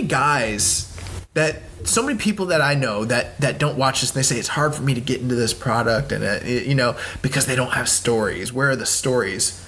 When was the last time in front of your face? Yeah. Like when Jay White sat there at that press conference after he turned down the Bullet Club, and then he told Okada, he's like, one of these days, he's like, whether it's for that title or not, he's like, you and I, he's like, but for now, he's like, let's be teammates, shake on it, right? And like from that point, you knew like there was smoke, and like they've been dropping little seeds and little crumbs for us all year at the prospect of these two guys, and then when he finally did turn on him, it was so perfectly built. It was a big moment, yeah.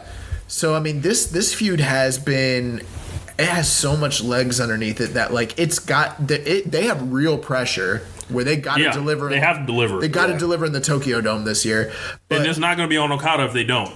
Yeah, but they did have a very, very good match during the G1. I know some people were disappointed by some of the prospects of it, but as far as like in a vacuum, a good match, it was a good match. But as far as, let's talk about Okada and being broken, because I think Okada being broken has everything to do with this Jay White feud, and that's also changed the entire trajectory. Like this feud is so low key, but has so many like butterfly effects and rippling effects, because yes, some people like to oversimplify this and be like, Okada lost his belt so he went crazy.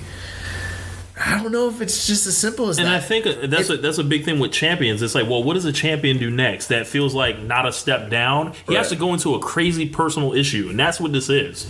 It's the poison. It's the poison that Jay White and Gato injected into Chaos, and how it has affected everybody that's tied to it. And also, even like the Bullet Club tie-in. Circle of life. Yeah. In the Bullet Club tie-in, Jay White turned down Bullet Club at first. And it comes full circle of him now leading Bullet Club. Like, yes. And so it does seem like if you were going to, like, I don't know, do a comic book, a manga based on New Japan, you could literally be talking about these behind-the-scene implications where, like, where the Tongans and Gato and him have been planning this the whole time. Because Tama was kind of quiet throughout the beginning part of like the Omega Cody Civil War. He was kind of sitting back, chilling. So this whole time he could have been like getting this. Might have replaced both their ass. Right? So this has been. It's just really interesting thing. The other thing too is like Jay White and Okada are two of the guys that, like, out of all these feuds we talked about, there's been almost more hate and heat and hatred between these two guys. The last time they were in the ring together, during that tag team match at Power Struggle, they just literally ran at each other and never tagged into the match and just fought the entire time. It was awesome. Yeah. So yes, I think that it's very, even though they've only had the one match, it's very deserving of feud of the year, and like it's got to be up there. And then real quickly, LIJ and Suzuki-gun. These two factions have, in some way, shape, form, or fashion, have been feuding with each other throughout the year.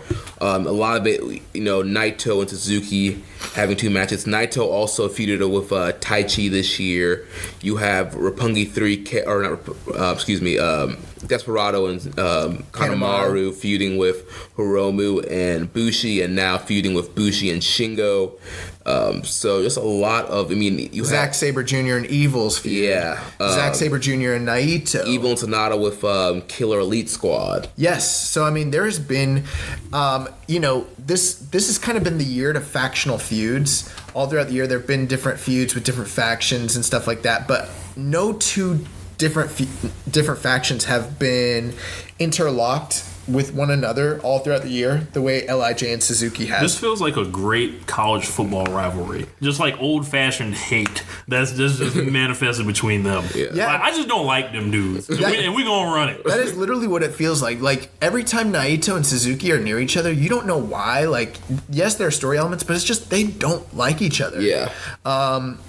Suzuki and Naito literally have had two lackluster matches with two incredible builds. And then the fact of Naito needing to get the Zack Sabre monkey off of his back, being unable to pick up the win against him until literally Power Struggle this year.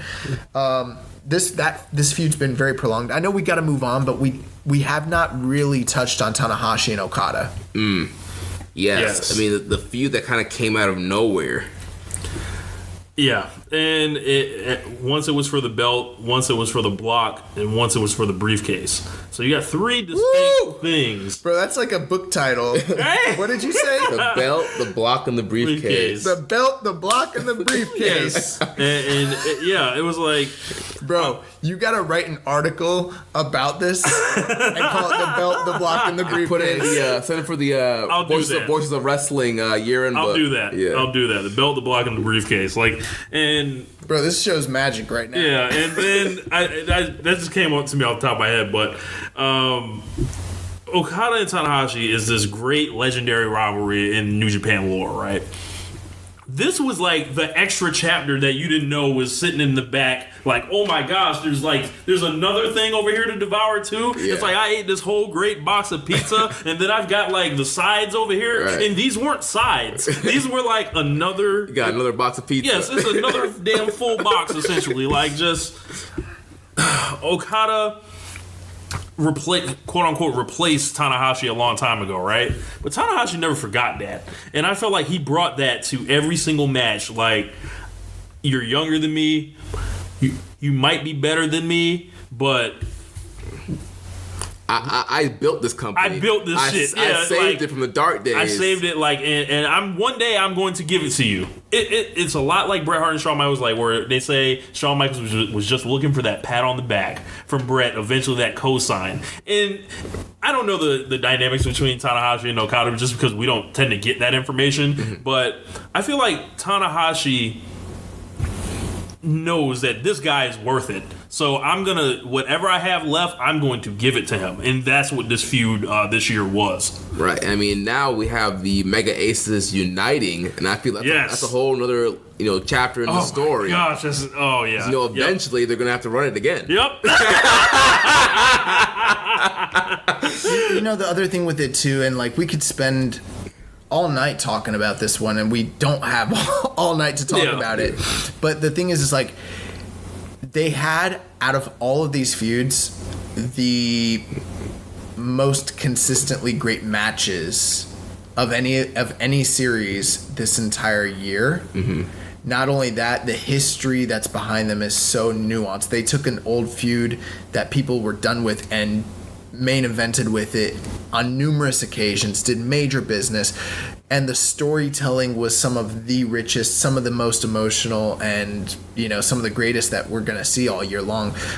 It is something that was not even like marketed like that, but it wasn't beat over your head. These guys are rivaling. Yep. These guys are rivaling. Yep. It just happened. It was very understated, and then by the time you were done, it was like, wow, I've seen a masterpiece. Yeah. I've literally seen a masterpiece. In a year filled with masterpieces, something truly remarkable. All right, so next up we have the Big Van Vader Gaijin of the Year award. The White Guy Award.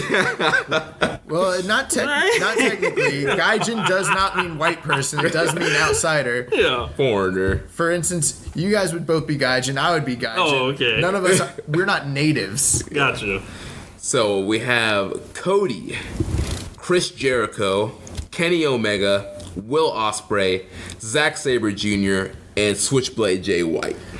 So this is an award that is not so much about who's the best wrestler. It's not so much about like who's the biggest star, but it's about what they bring to the table. That Big Van Vader, the spirit of the foreigner, that foreigner star quality, that Terry Funk quality, that Bruiser Brody quality, that guy that kind of comes from outside, and he's different, and he moves the needle in one way or the other.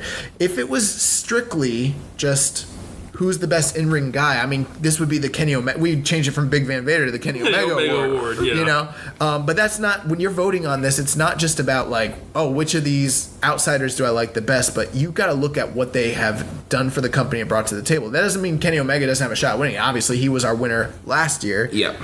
But let's talk about some of these guys. So Cody. Yeah, Cody. And we got to keep it short because we're way. Yeah, just real quick, Cody.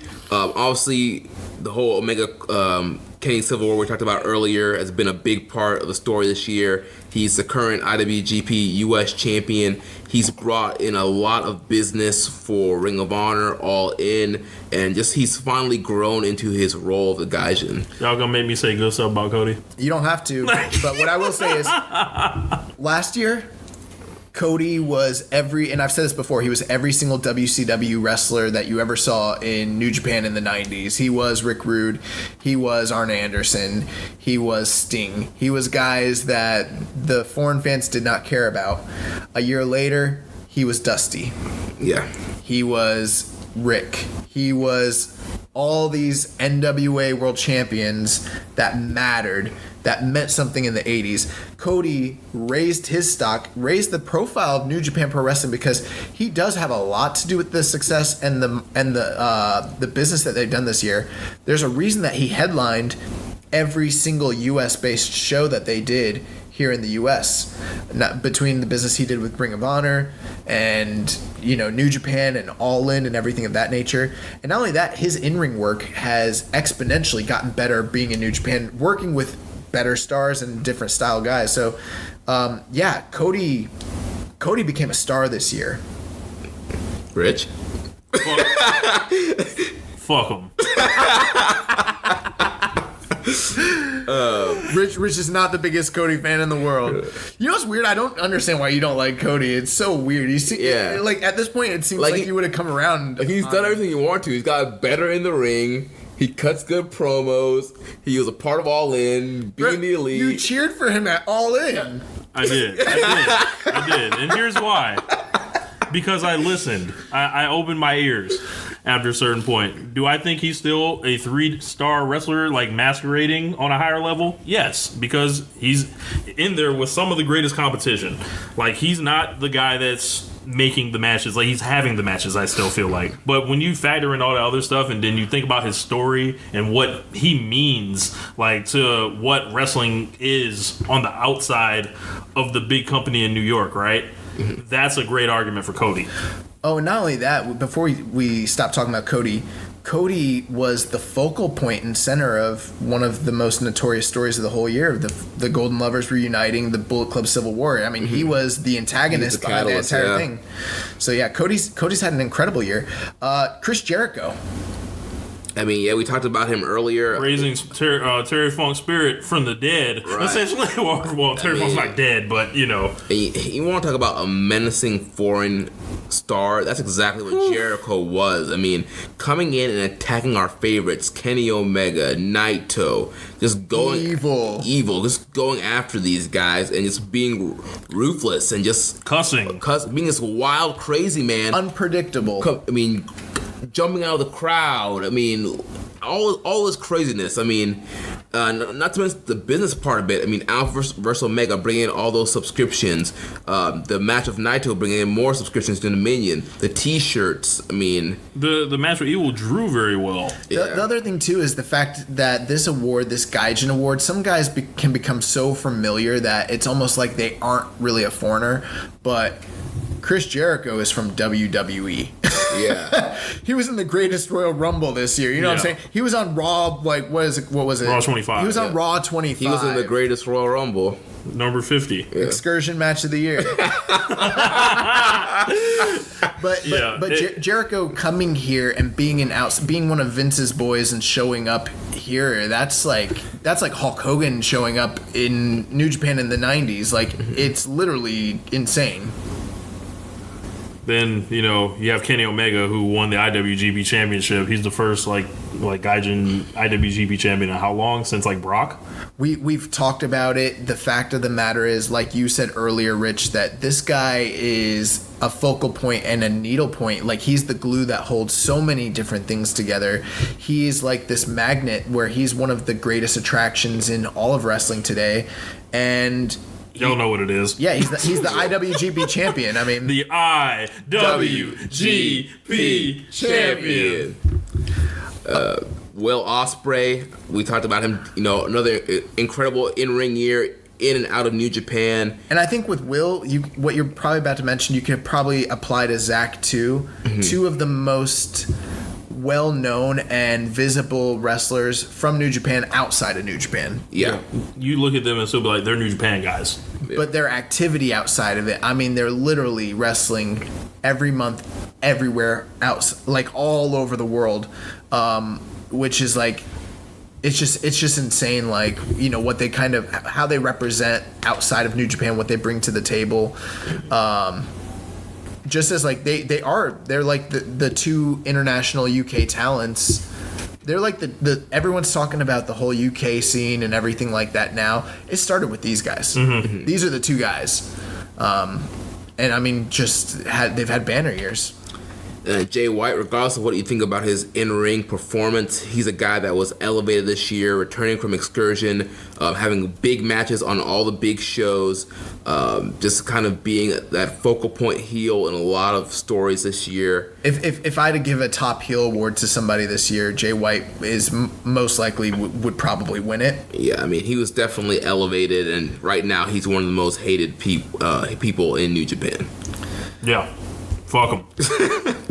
And then let's talk about faction of the year. So this is one where we don't have to spend a lot of time. Yeah, everybody has to do this.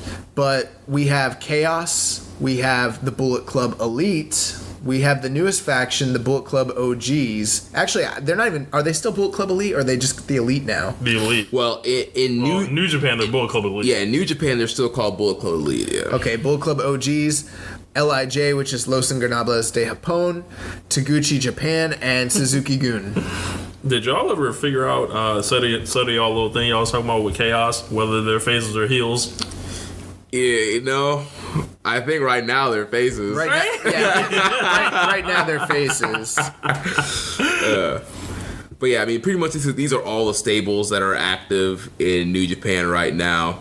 I mean, it is what it is. I don't think we need to really go. It's totally up to you guys on that. Like, you know, if you like the cohesion and teamwork of LIJ, vote for LIJ. If you like a fresh, like, new thing that you're really getting behind, go with the Bullet Club OGs. If you're just looking for literally elite talent and moving the wrestling needle, vote for the Elite. If you're looking for, you know, traditional, like, you know, all levels of everything, then you're looking at Chaos. If you want to just do some wild shit, vote for Taguchi Japan. And if you like dudes that kill people, Suzuki-gun. Yeah. So I think with this, you kind of have to look at, who do you see yourself in? Like, I think it really just boils down to which faction was the most successful, which one was the most consistent throughout the year, which one do you think represented like the ideals of New Japan. My one fear here is, and I'm not trying to dissuade people against voting for, say,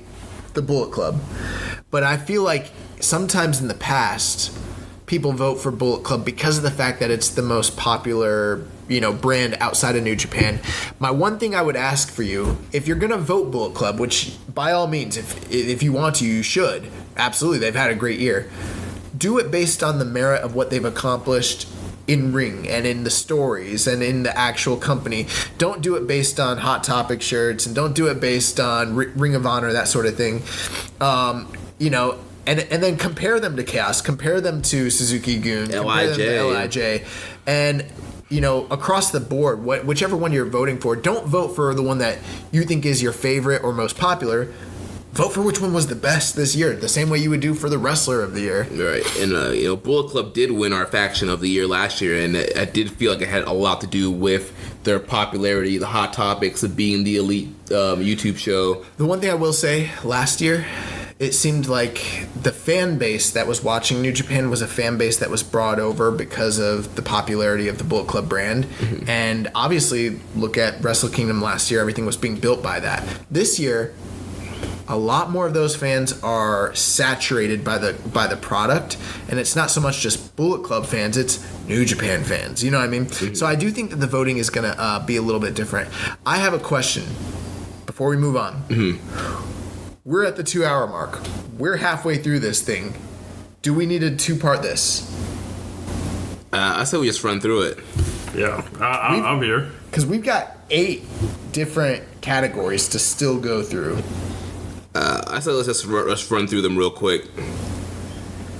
Because we got matches of the year categories still to go through. I feel like some of these next few ones we can kind of run through. So, most improved, we have Cody, Toa Hanare, Chase Owens, Hangman Page, Zack Sabre Jr., Shota Umino, and Jay White. And the most improved award is, the guys that have improved either in ring, they were either improved kayfabe wise, they were elevated, guys that have kind of raised their stock. So all of these guys kind of fit in that description of either being elevated in ring wise or being elevated their position in the company. Yeah, who took the leap for you? Then the newcomer of the year, we have Jeff Cobb, Hikuleo, Taiji Ishimori, Shingo Takagi, Chucky T, and Ayato Yoshido. Obviously, you're voting for which one of these guys was the best newcomer of the year. All these guys came in within the voted period. So just kind of voting who you think is the best newcomer. Then we have the Fighting Spirit Award. Oh, yeah. And this is an award, kind of a award to kind of like a inspirational / like emotional moment of the year.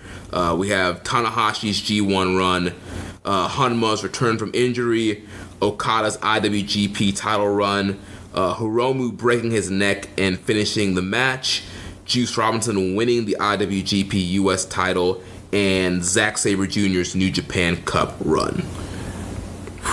Man, fighting spirit can be defined a lot of different ways, and I think you get inspiration with Hanma and Tanahashi. You get flat out toughness with Hiromu. You get to be in awe of Okada.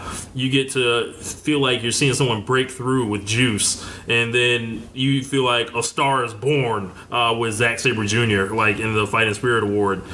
Tough. Yeah. Tough. Then we got the Young Boy of the Year award. Josh Smith. The Josh Smith award. The Joshua Smith Young Boy of the Year award. And we have Katsu Kitamura, Ren Narita, Tomioka Oka, Yota Tsuji, Shota Umino, and Yuya Uemura. So once again, vote for who you think was the best young boy this year. Some of these guys went on excursion or just kind of fell off the face of the earth. But so yeah, let's go through and picking. All of these young boys have been awesome this year. So I think this one's another one that's going to be a tight race. And so next up, we have some more kind of match of the year categories, and these are three categories here. First, we have the strong style fight of the year. So this is a category. So when you think about these matches might not have the quote unquote best star ratings or would be considered match of the year. These matches are the matches that are the most violent, most bloody, grapple base, submission base, the matches that embody the strong style. Literally, these are fights. Even though they're wrestling matches, these are fights. And you definitely want to vote for the one that you think is the best, but what takes precedent even over the match quality, it is literally the violence. What gave you that Mick Foley going through the freaking Hell in a Cell kind of factor that broke the kayfabe for you and been like, oh, this is a shoot. Like this could be a shoot. This is real. Yes. And some of these I think we should talk about these matches. Yeah, we should. Yes. So nominees, we have Narita versus Yagi from Lionsgate Project 10, Suzuki versus Goto from Wrestle Kingdom 12, Ishii versus Elgin from New Japan Cup Day 1, Naito versus Jericho from Dominion, Elgin versus Goto from Road to Kazuno Road, Sabre versus Ibushi from G1 Day 2, Ishii versus Goto from G1 Day 6, Ibushi versus Ishii from G1 Day 10, Omega versus Ishii from G1 Day 14, and Suzuki versus Ishii from Power Struggle. So I'll just mention Narita and Yagi. That match in and of itself, many people haven't seen it. It is a little bit more low-key because it's on a Lionsgate Project show. But it's one of the most violent things that you'll see this entire year. That match was crazy. It literally will blow your mind. It was our match of the month last November. Or was it December? December. Last December. Go out of your way to watch this. It's two young lions going for the gold and trying to make a name for themselves. And it's just literally... just desperation, just heart, and it's violence personified. Who wants to talk about their thoughts on Suzuki Goto? Bro, Go for it, Rich. Suzuki and Goto, I remember going into it was a hair versus title match, and it was like, well, maybe Minoru Suzuki doesn't want to walk around with that stuff on his head anymore. Those squiggles. Yeah. He lost that match, but he didn't lose that match.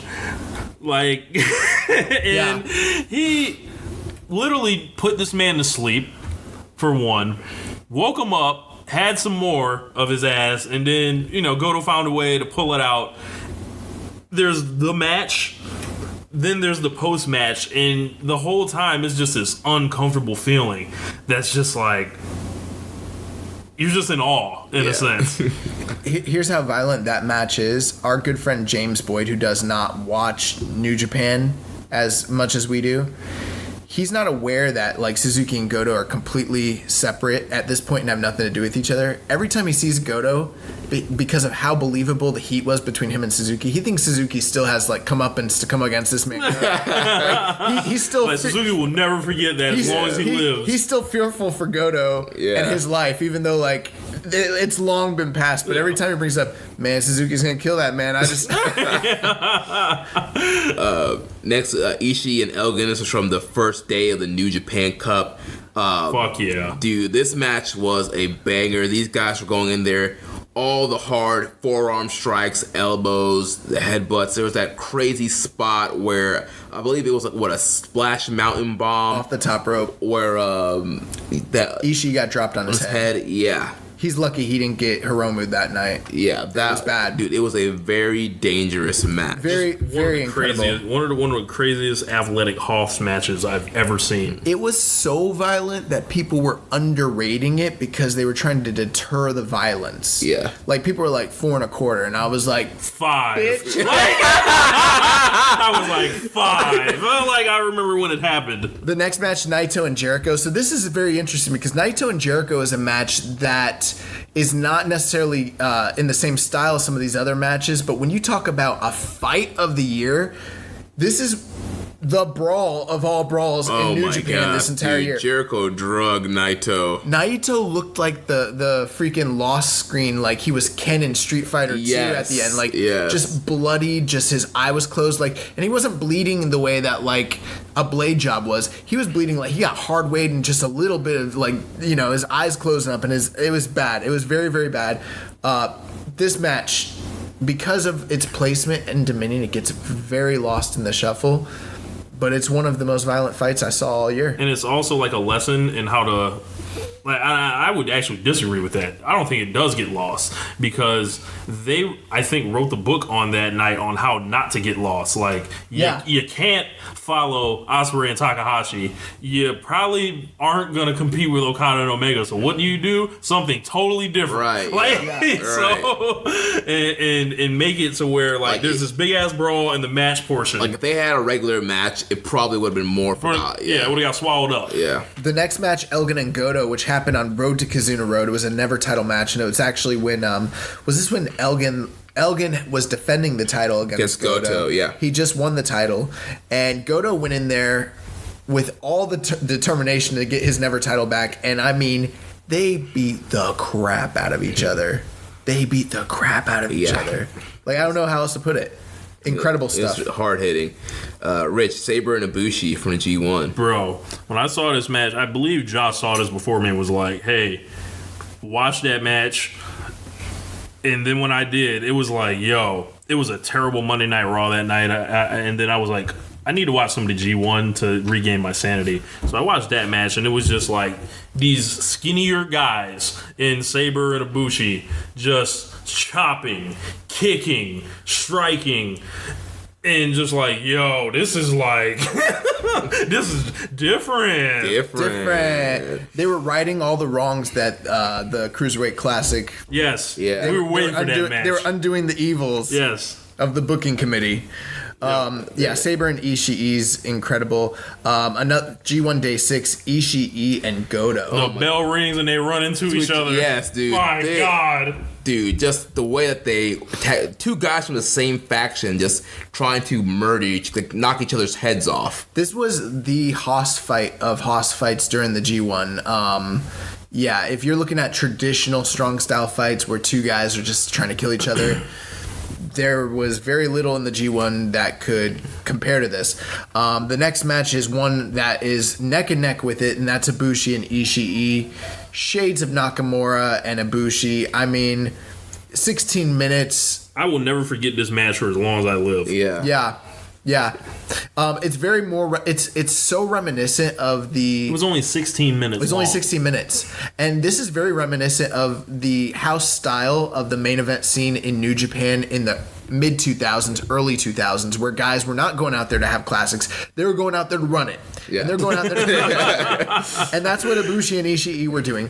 And you're talking about the top two guys in the entire G1 having the fight of all fights. Yes. And this was also the one that, people were underrating to deter the violence. Yes. Or whatever. Yeah. This was another 5-star match like that. That was like an uncrowned 5-star match. And then another violent one, Omega versus Ishii. I mean, Omega bleeding from his mouth all throughout. His mouth was chopped. It was awful. And and Omega's a guy that you don't usually associate with strong style. Yeah. And that was strong style. Yeah, and also like one that wasn't on here, like Omega and Jericho. Like I know that wasn't on here. Like I thought, they beat the hell out of each other in that match too. Like Kenny's like a lot of like the flashy guys. The thing is, can they do the tough guy stuff? Right. Mm-hmm. Like they say, like Flair couldn't really do the tough guy stuff, right? But Shawn could. I think Kenny's on that Shawn side where he can do the tough guy, hard, crazy fights. But you got to understand, Rich, this was the hardest of all the match of the year determinations. Like I made Jeremy go through it with me a second time after we'd already decided on everything, because there was Ishii, Toa Hanare and Ishii. There was Makabe and Suzuki that didn't make the list. There was a whole bunch of strong style fights that didn't make the list. But yeah, Omega and Ishii had to be on here. It had to be on here. And then finally we get Suzuki and Ishii from Power Struggle, which they had 3 matches this year. 2 could have been on this list, but we picked the Power Struggle match, which was the last nominee to get onto this list. And Murder Grandpa taking on Japanese Best Bout Machine. I mean, what more do you want? Yeah, you know what it is when Suzuki and Ishii are in the ring. Elbows. And just open the match like that, right? Yeah, just ring the bell and run it. Yeah. So I mean, this is literally one of the few categories where I don't know who's going to win this one. To be honest with you, I have no clue. It's up to you guys. You guys got to decide this one. All right, then we have the junior match of the year. We have the Young Bucks versus Roppongi 3K from New Beginning in Sapporo. We have Will Ospreay versus Hiromu Takahashi from New Beginning in Osaka. Ospreay versus Skrull from Sakura Genesis. Ospreay versus Kushida from Wrestling Dontaku. El Desperado versus Takahashi from Best of the Super Junior Day 4. Takahashi versus Kushida from Best of the Super Junior Day 13. Takahashi versus Ishimori from Best of the Super Junior Finals. Ospreay versus Takahashi from Dominion. Dragon Lee versus Takahashi from G1 Special in San Francisco, and Will Ospreay versus Marty Scurll from Fighting Spirit Unleashed. So last year we didn't have a separate category for junior matches, and many of the junior matches that existed in 2017, they got left off of the list entirely. We ended up at a point where, like, me and Jeremy were just like, in order for us to do this, like, we're gonna have to create a category. We're gonna have to create a category and recognize the junior matches. Now, here's the crazy thing. I remember every one of these matches, and I could not start to begin to recap all these matches. Right. Just like, if you want to talk about something like that happened most recently, like Ospreay and Skrull, it was electric from literally the bell ringing. You got a Dragon Lee and Takahashi match, like Ospreay and Takahashi on here a couple times. With Dragon Lee and Takahashi, their entire series that's been going on for years. It's one of the most legendary series that's out there. This was just another entry in that series. Obviously, it's a little more notorious because of the botch with Hiromu. That's only going to add to the story when they run it again one day. And I think this is going to be like, one of those, like it's such a balanced category, right? This is going to be carried by the second and third place votes, I feel like. Well, here's the thing. You got Ospreay and Skrull from Fighting Spirit Unleashed, and you can praise that as much as you did, but then look at Ospreay and Skrull from Sakura Genesis. Yes. And the botch with Ospreay's neck when he almost killed himself. Yep. And, Marty trying to murder him with the stomps. And how do you decide between those two matches or any of these matches which one's the best? That's the Super Junior finals, and my God. And then these guys Ospreay and Takahashi did it twice this year. They did it at Dominion. They had that incredible match where Hiromu ended up lifting the belt. But then in the early part of the year, they did it again at Sakura Genesis, and both matches were every bit as phenomenal as the other. Yeah, and it just shows you, like we mentioned, what the level Ospreay was on this year. Like, how many times is Ospreay's name on this list? Like, he's dominating this list. You look at Hiromu and his Best of the Super Juniors run, and we've got 3 matches, back to back on here. The match he had with El Desperado that played into their entire feud, going back to their days as young lions. That was like a wild brawl that went all over Corkin. Then you look at the match he had with Kushida, which obviously we know that they had one of the top feuds of 2017, probably arguably the junior feud of the year, and that was just another entry point. Both guys were fantastic there. And then Takahashi and Ishimori just making magic in the finals. The juniors have been literally electric and on fire all year long, not to mention Ospreay and Kushida at Dantaku. And then the first match and the last one that, is the Young Bucks and Roppongi 3K. Yeah, I mean, that match I think is very underrated. It's so not underrated. Talked about. Like, that was like one of the, pillar feuds for the junior tag title at the beginning of the year. Yeah, this is one of those matches why we started to consider Young Bucks as wrestlers of the year, and why we talked about Sho as being, a junior wrestler of the year. So I mean, this match hurt Matt Jackson's back a lot. No. It was the Wrestle Kingdom. It was the Wrestle Kingdom match. But this one made it worse. Yeah. So I mean, this is one of my favorite categories, the junior match of the year, and I mean, I think some people will be like, well, these matches are so good, why aren't they in the match of the year category? And I'm like, dude, I don't want to even underplay these matches. Let's just showcase them and put them on their own pedestal, because that's how good this year's been. And then next we have another new category, and it's the Excursion match of the year. This is the best match to happen outside of New Japan, featuring New Japan stars. So we have Ishii versus Sabre from the Rev Pro live in New Orleans. We have Ospreay versus Riddle from the WWN Super Show. Fire. We have SCU versus the Young Bucks and Flip Gordon from Ring of Honor, Super Card of Honor. We have A-Kid versus Zack Sabre Jr. from Triple W Total Rumble 8. Ishii versus Keith Lee from Rev Pro Epic Encounter. Ospreay versus Riddle from OTT Scrappermania 4. Walter versus Ishii from Rev Pro Summer Sizzler. Cody versus Nick Aldis from All In. Omega versus Pentagon Jr. from All In.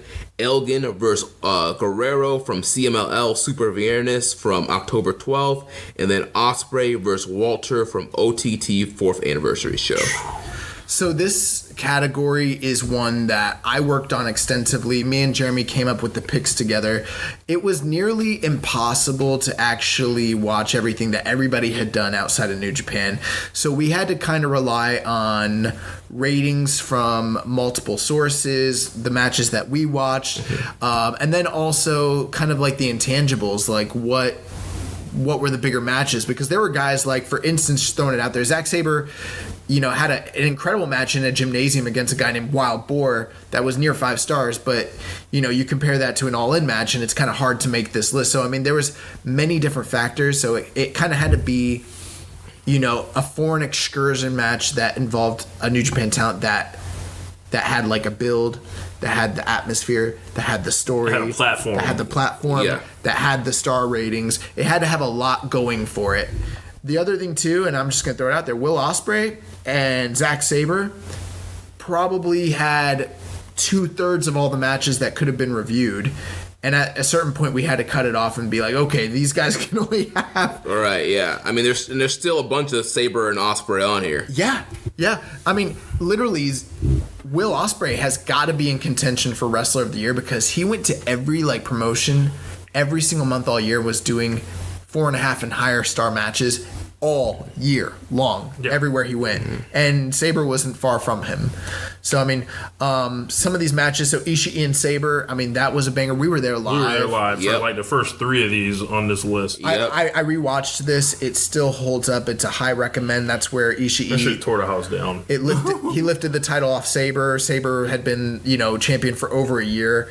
Ospreay and Riddle, the WWN Super Show. Best match I've ever seen in person. Yeah, amazing. The great story they told with Ospreay's neck. He had just came from Sakura Genesis where he did the Spanish fly spot and hurt his neck, and that played into the finish of this matchup.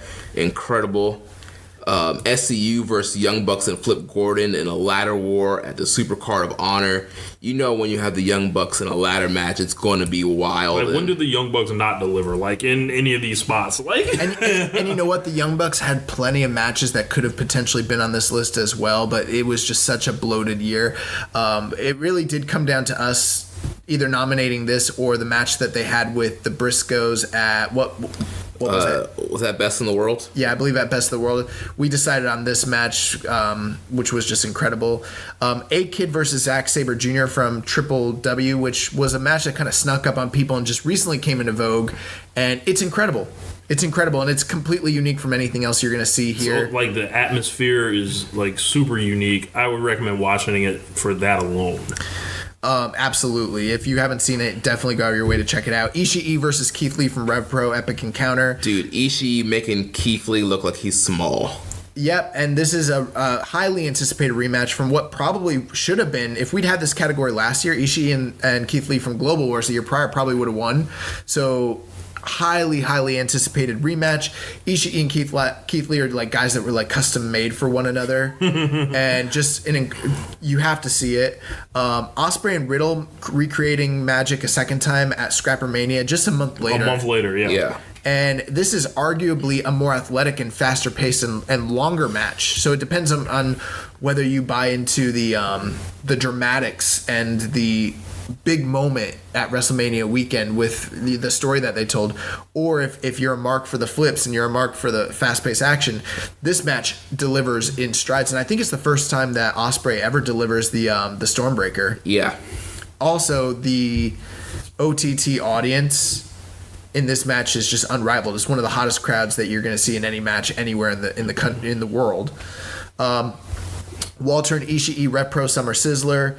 Another highly anticipated match. I mean, Walter's just like the bruiser of all bruisers on the indies, and Tomohiro Ishii showing up at and defending his title. Like, coming to fight you. Yeah. Yes. No, I think this was for the number one contendership, but still. Yeah. Incredible. This is one that I wanted added no matter what. Dude, Young Boy fought very hard to get Cody versus Nick Aldis on this list. There was a lot of other matches that probably could have been on here, and you know what? I'm not going to sit here and tell you Cody and Nick Aldis is, move for move the best match of anything that's out here. But when you look at the build and you look at the platform and you compare it to almost every match that we just mentioned, and what you end up leaving, like, this is delivered in a way where it's like an MMA or boxing world heavyweight championship title fight. And it's got to be nominated for, and also not only that, it's got to be Cody's best match outside of New Japan this entire year, and the most notable one, business-wise, too. If you're talking about Excursion matches of the year, it's one of the biggest. I feel like that, and I didn't mention it earlier, but there was a 21-minute video that accompanies this match that was like, even made someone like me be like, fuck it. Like, once you saw him walking out there, I was like, fuck it. Like this man gotta win. Like, yeah. And you know what else too is, like, there's probably people who are like, this isn't even the best match on All In, and obviously we got Omega and Pentagon next. But there's probably people who are like, oh, Joey Janela and Heyman's better or whatever. But here's the thing is, like, it's our show, and I really... it's our show! I really like this match. Yeah, dude. Excursion match of the year is another one we went over like 2 or 3 times, and at the very end, I was like, can we add Cody and Nick all this? I just think it's got to get the praise that it's deserving. I'm not sitting here telling you it's a 5-star classic, but for what it is and what it represents, it's got to be on this list. Yeah. Omega and Pentagon, dream match. Oh, dude! Like you thought we would see this match, especially since Golden Lovers were supposed to face the Lucha Bros WrestleMania weekend, but New Japan put the kibosh on it. But hey, All In was their platform. They ran it. Omega they versus, wanted. Yeah. And we haven't talked a lot about matches that were cut. Obviously, Omega just recently wrestled Phoenix. We saw that match. It's an incredible match. It did not make our list. But when you compare that to Pentagon, there's a dichotomy there. And like where the Phoenix match was like this showcase of, Kenny Omega kind of doing all the Kenny Omega stuff.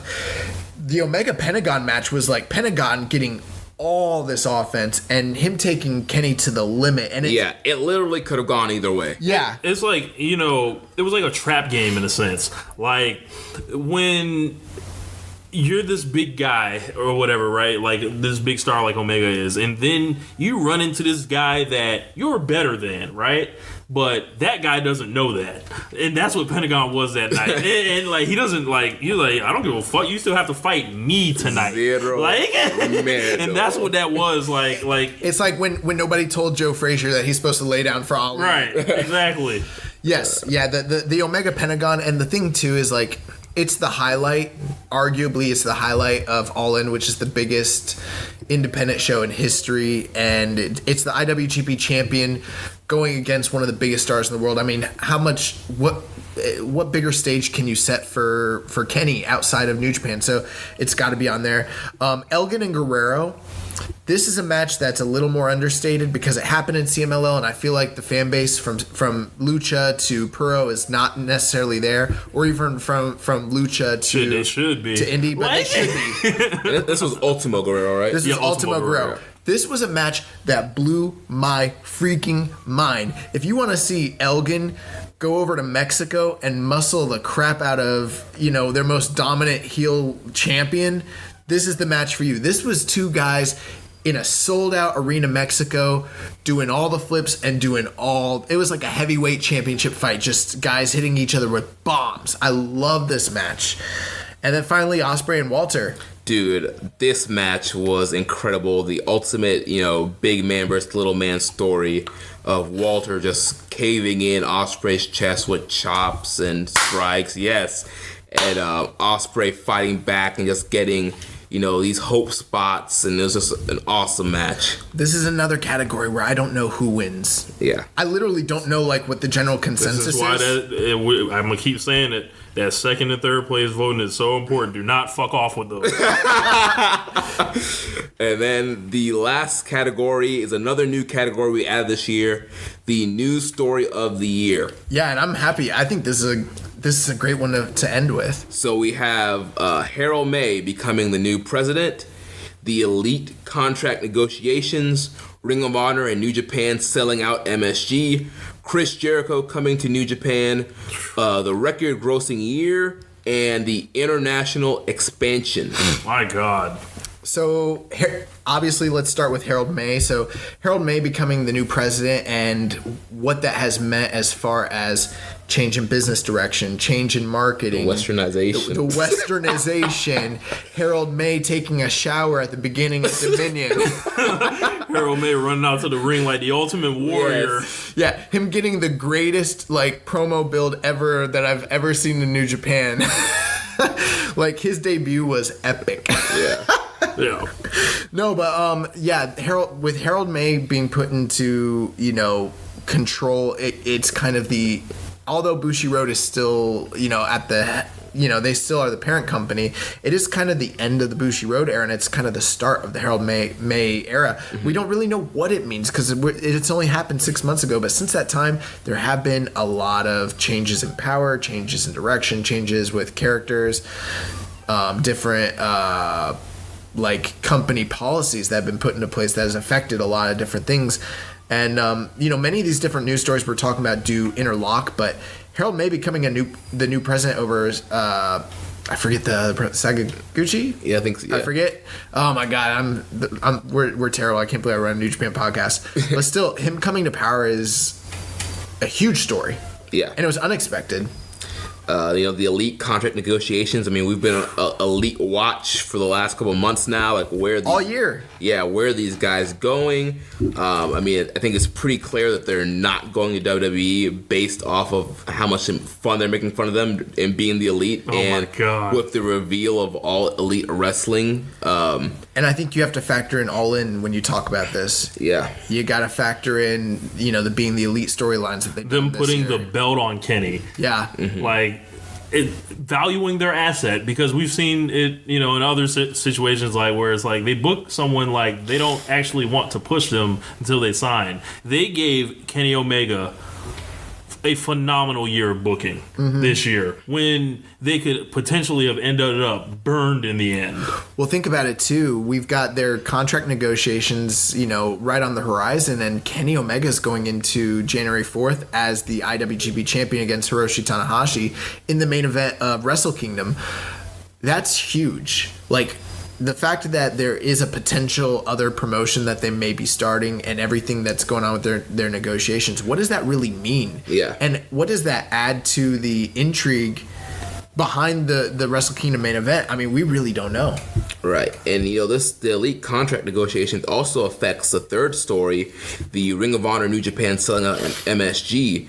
I think a lot of people were expecting to see the Bucks, Cody, Kenny, Hangman Page, and Skrull on this MSG show. I mean, Skrull will be there because he signed a contract extension, but we have no idea if any of these other elite guys are going to end up being on this Ring of Honor New Japan show. I want to talk about how much this pissed some people off. Oh my gosh. All y'all suckers that were out here rooting for failure for these dudes and for WWE to dominate the landscape of a building they don't even run anymore. How about it?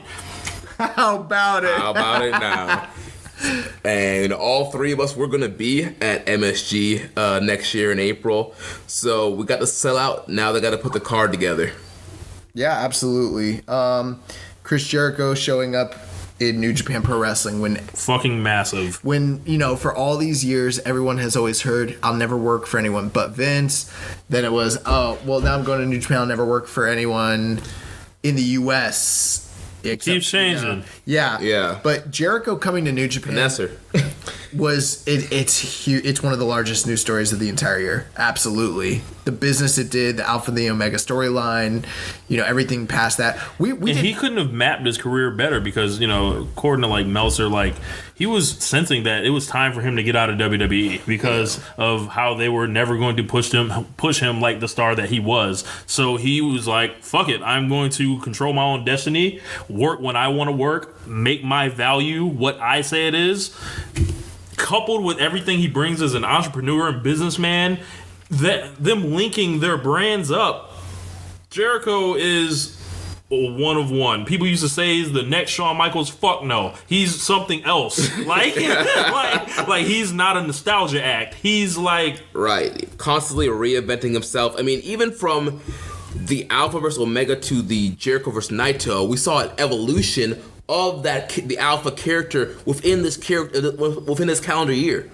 Yeah, we are many times, and I'm guilty of it too, we're guilty of trying to compare wrestlers to other performers of yesteryear and finding parallels between one another. And could I do the whole Terry Funk parallel with Jericho? Absolutely. And we mentioned it here tonight, but when what it really boils down to is there's almost nobody ever in the history of this business who's been as good at reinventing themselves and drawing and doing business as Chris Jericho.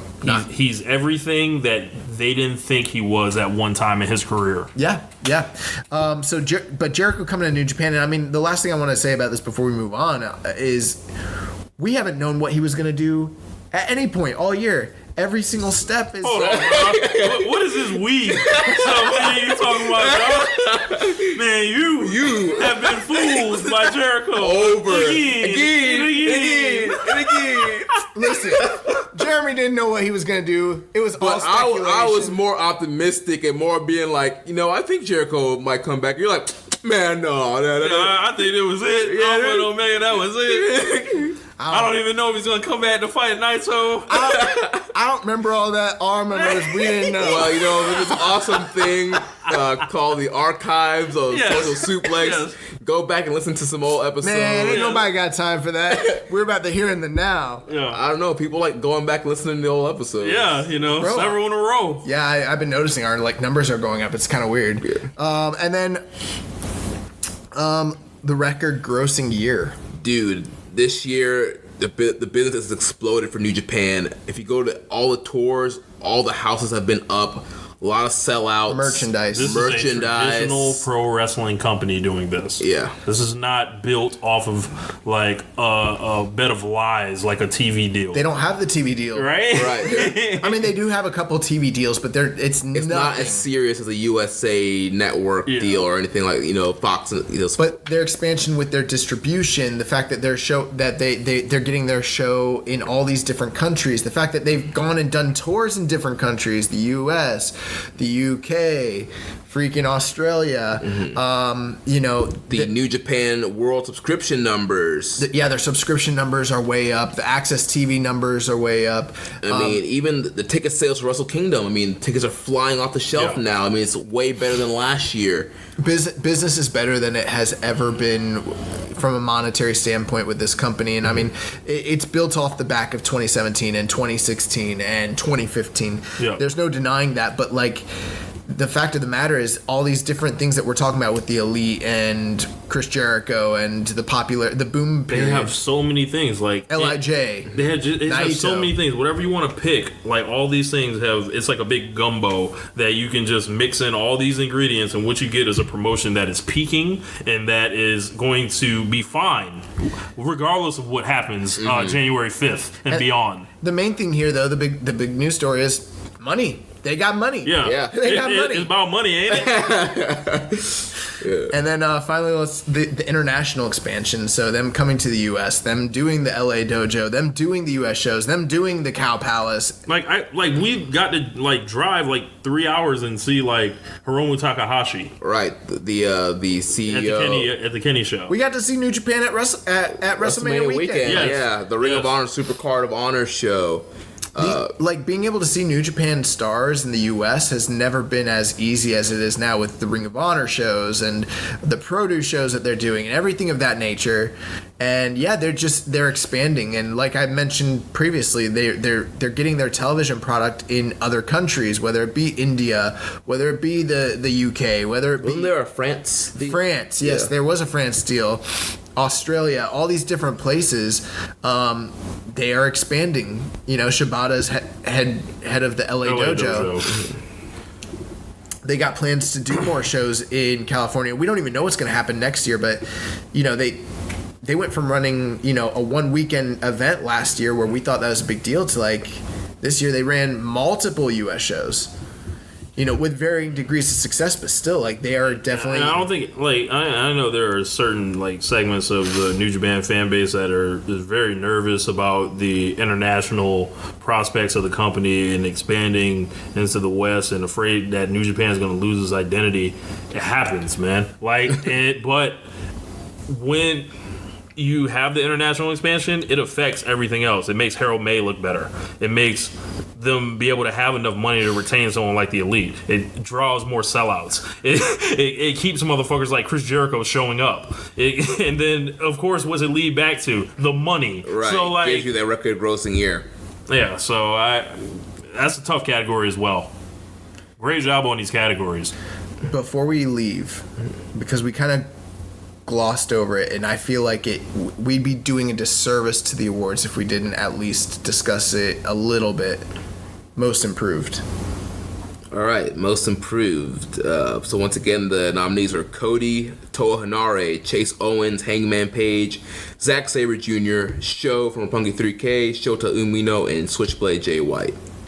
So with most improved, we kind of we're looking at all these different guys, and it's well, in some cases, someone improved in ring, but maybe their placement in the company didn't like necessarily improve. You know what I mean? Mm-hmm. And in other places, like how could like some people could never improve in ring, but their placement in the company improved. In others, it was business based. So I mean, there was definitely different like criteria by.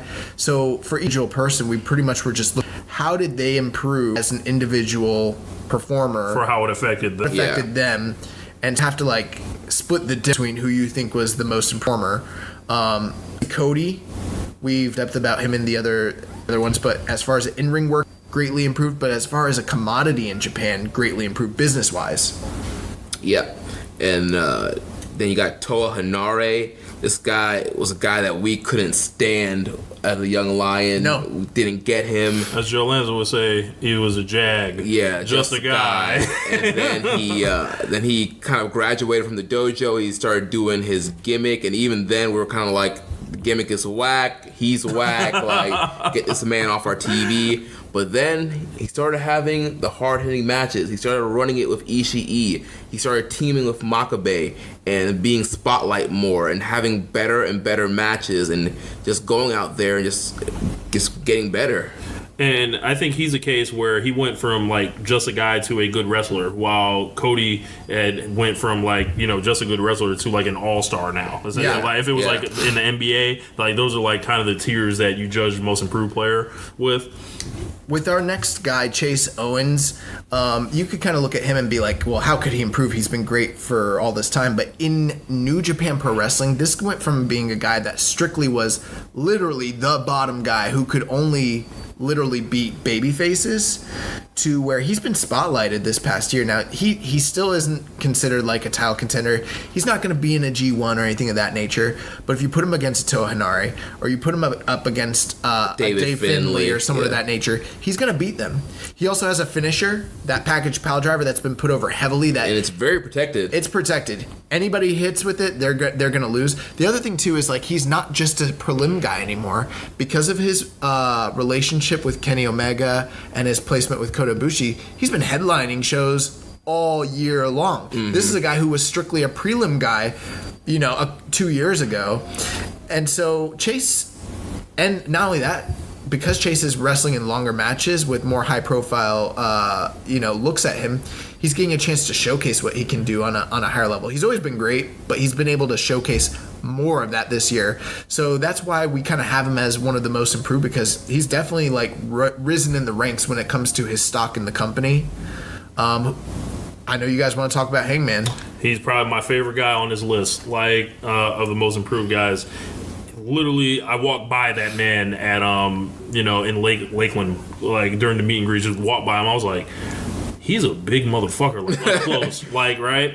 And then you just saw what he did over WrestleMania weekend. He had that main event with Kenny, and then he went to the G1 and was like, and you had a great analogy, like, he's Triple H. Like, he's the young guy that is going to be this dude that's going to be important in the future.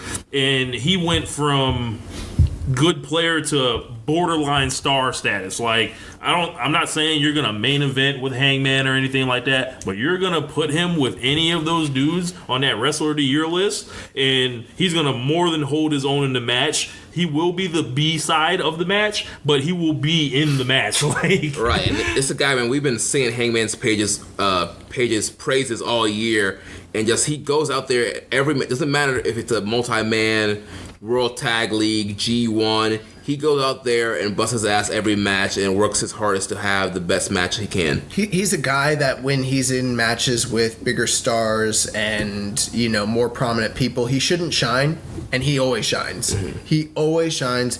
He has the best moves, the coolest, hot tags, movesets, that sort of thing. And in a company where wins and losses matter, you want to talk about most improved. He went into the G1. Yes, he had a losing record, but he beat Makabe. He beat Minoru Suzuki clean. He was elevated to the point that he was actually in the G1. Yeah. A year ago, he would never have been in the G1. Yeah. Now he's in a tag team with Yujiro, and he's like the A side, when the year before he was like the B side. Yeah. So not only has he improved as an in-ring worker, but and not only that, he's over. Hangman Pagey. Yes. And he got music.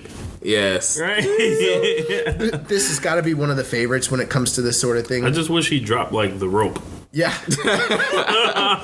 For my own reasons, but, you know. And then our last couple guys. So you got Zack Sabre Jr., who we've talked about extensively, but the reason he's here is because this is a guy who went from being at the Never level to he's at the IWGP level. Like, I could see Zach winning the belt sometime next year. I could see Zach winning this award right now. So Sabre's case is like him going from a good wrestler to like superstar. Exactly. So like yeah. that next tier, like you know, and he's a wrestler of the year candidate. So yeah, he was a guy who that's was the biggest leap I see. He's like, a guy that like last year was sort of like an outside Noah, you know, sort of, you know, they brought him in and he was sort of like just an attraction, just like a, you know, like a new act to sort of add. And yes, he was getting big wins, but he was not being showcased. He wasn't impacting the culture. Yeah, he wasn't moving the culture. He wasn't moving things. And then suddenly, like, he went through that New Japan Cup and he beat all the aces. He's the ace killer. Yeah. Like, he took down Sonata. He took down Naito. He took down Ibushi. He took down Tanahashi in easy fashion. So, I mean, this is someone who they've definitely elevated and who's improved. And then the last two, you've got Shota Umino and you've got Sho of Roppongi 3K. Actually, I got Jay White too. Yeah. Oh, my bad. And Jay White. So with Sho, we've talked about him extensively as well, but just the fact that, like, you know, a year or two ago, he was a young boy. Now he's, like, right on the cusp of, like, I could see him being an IWGP challenger this coming year.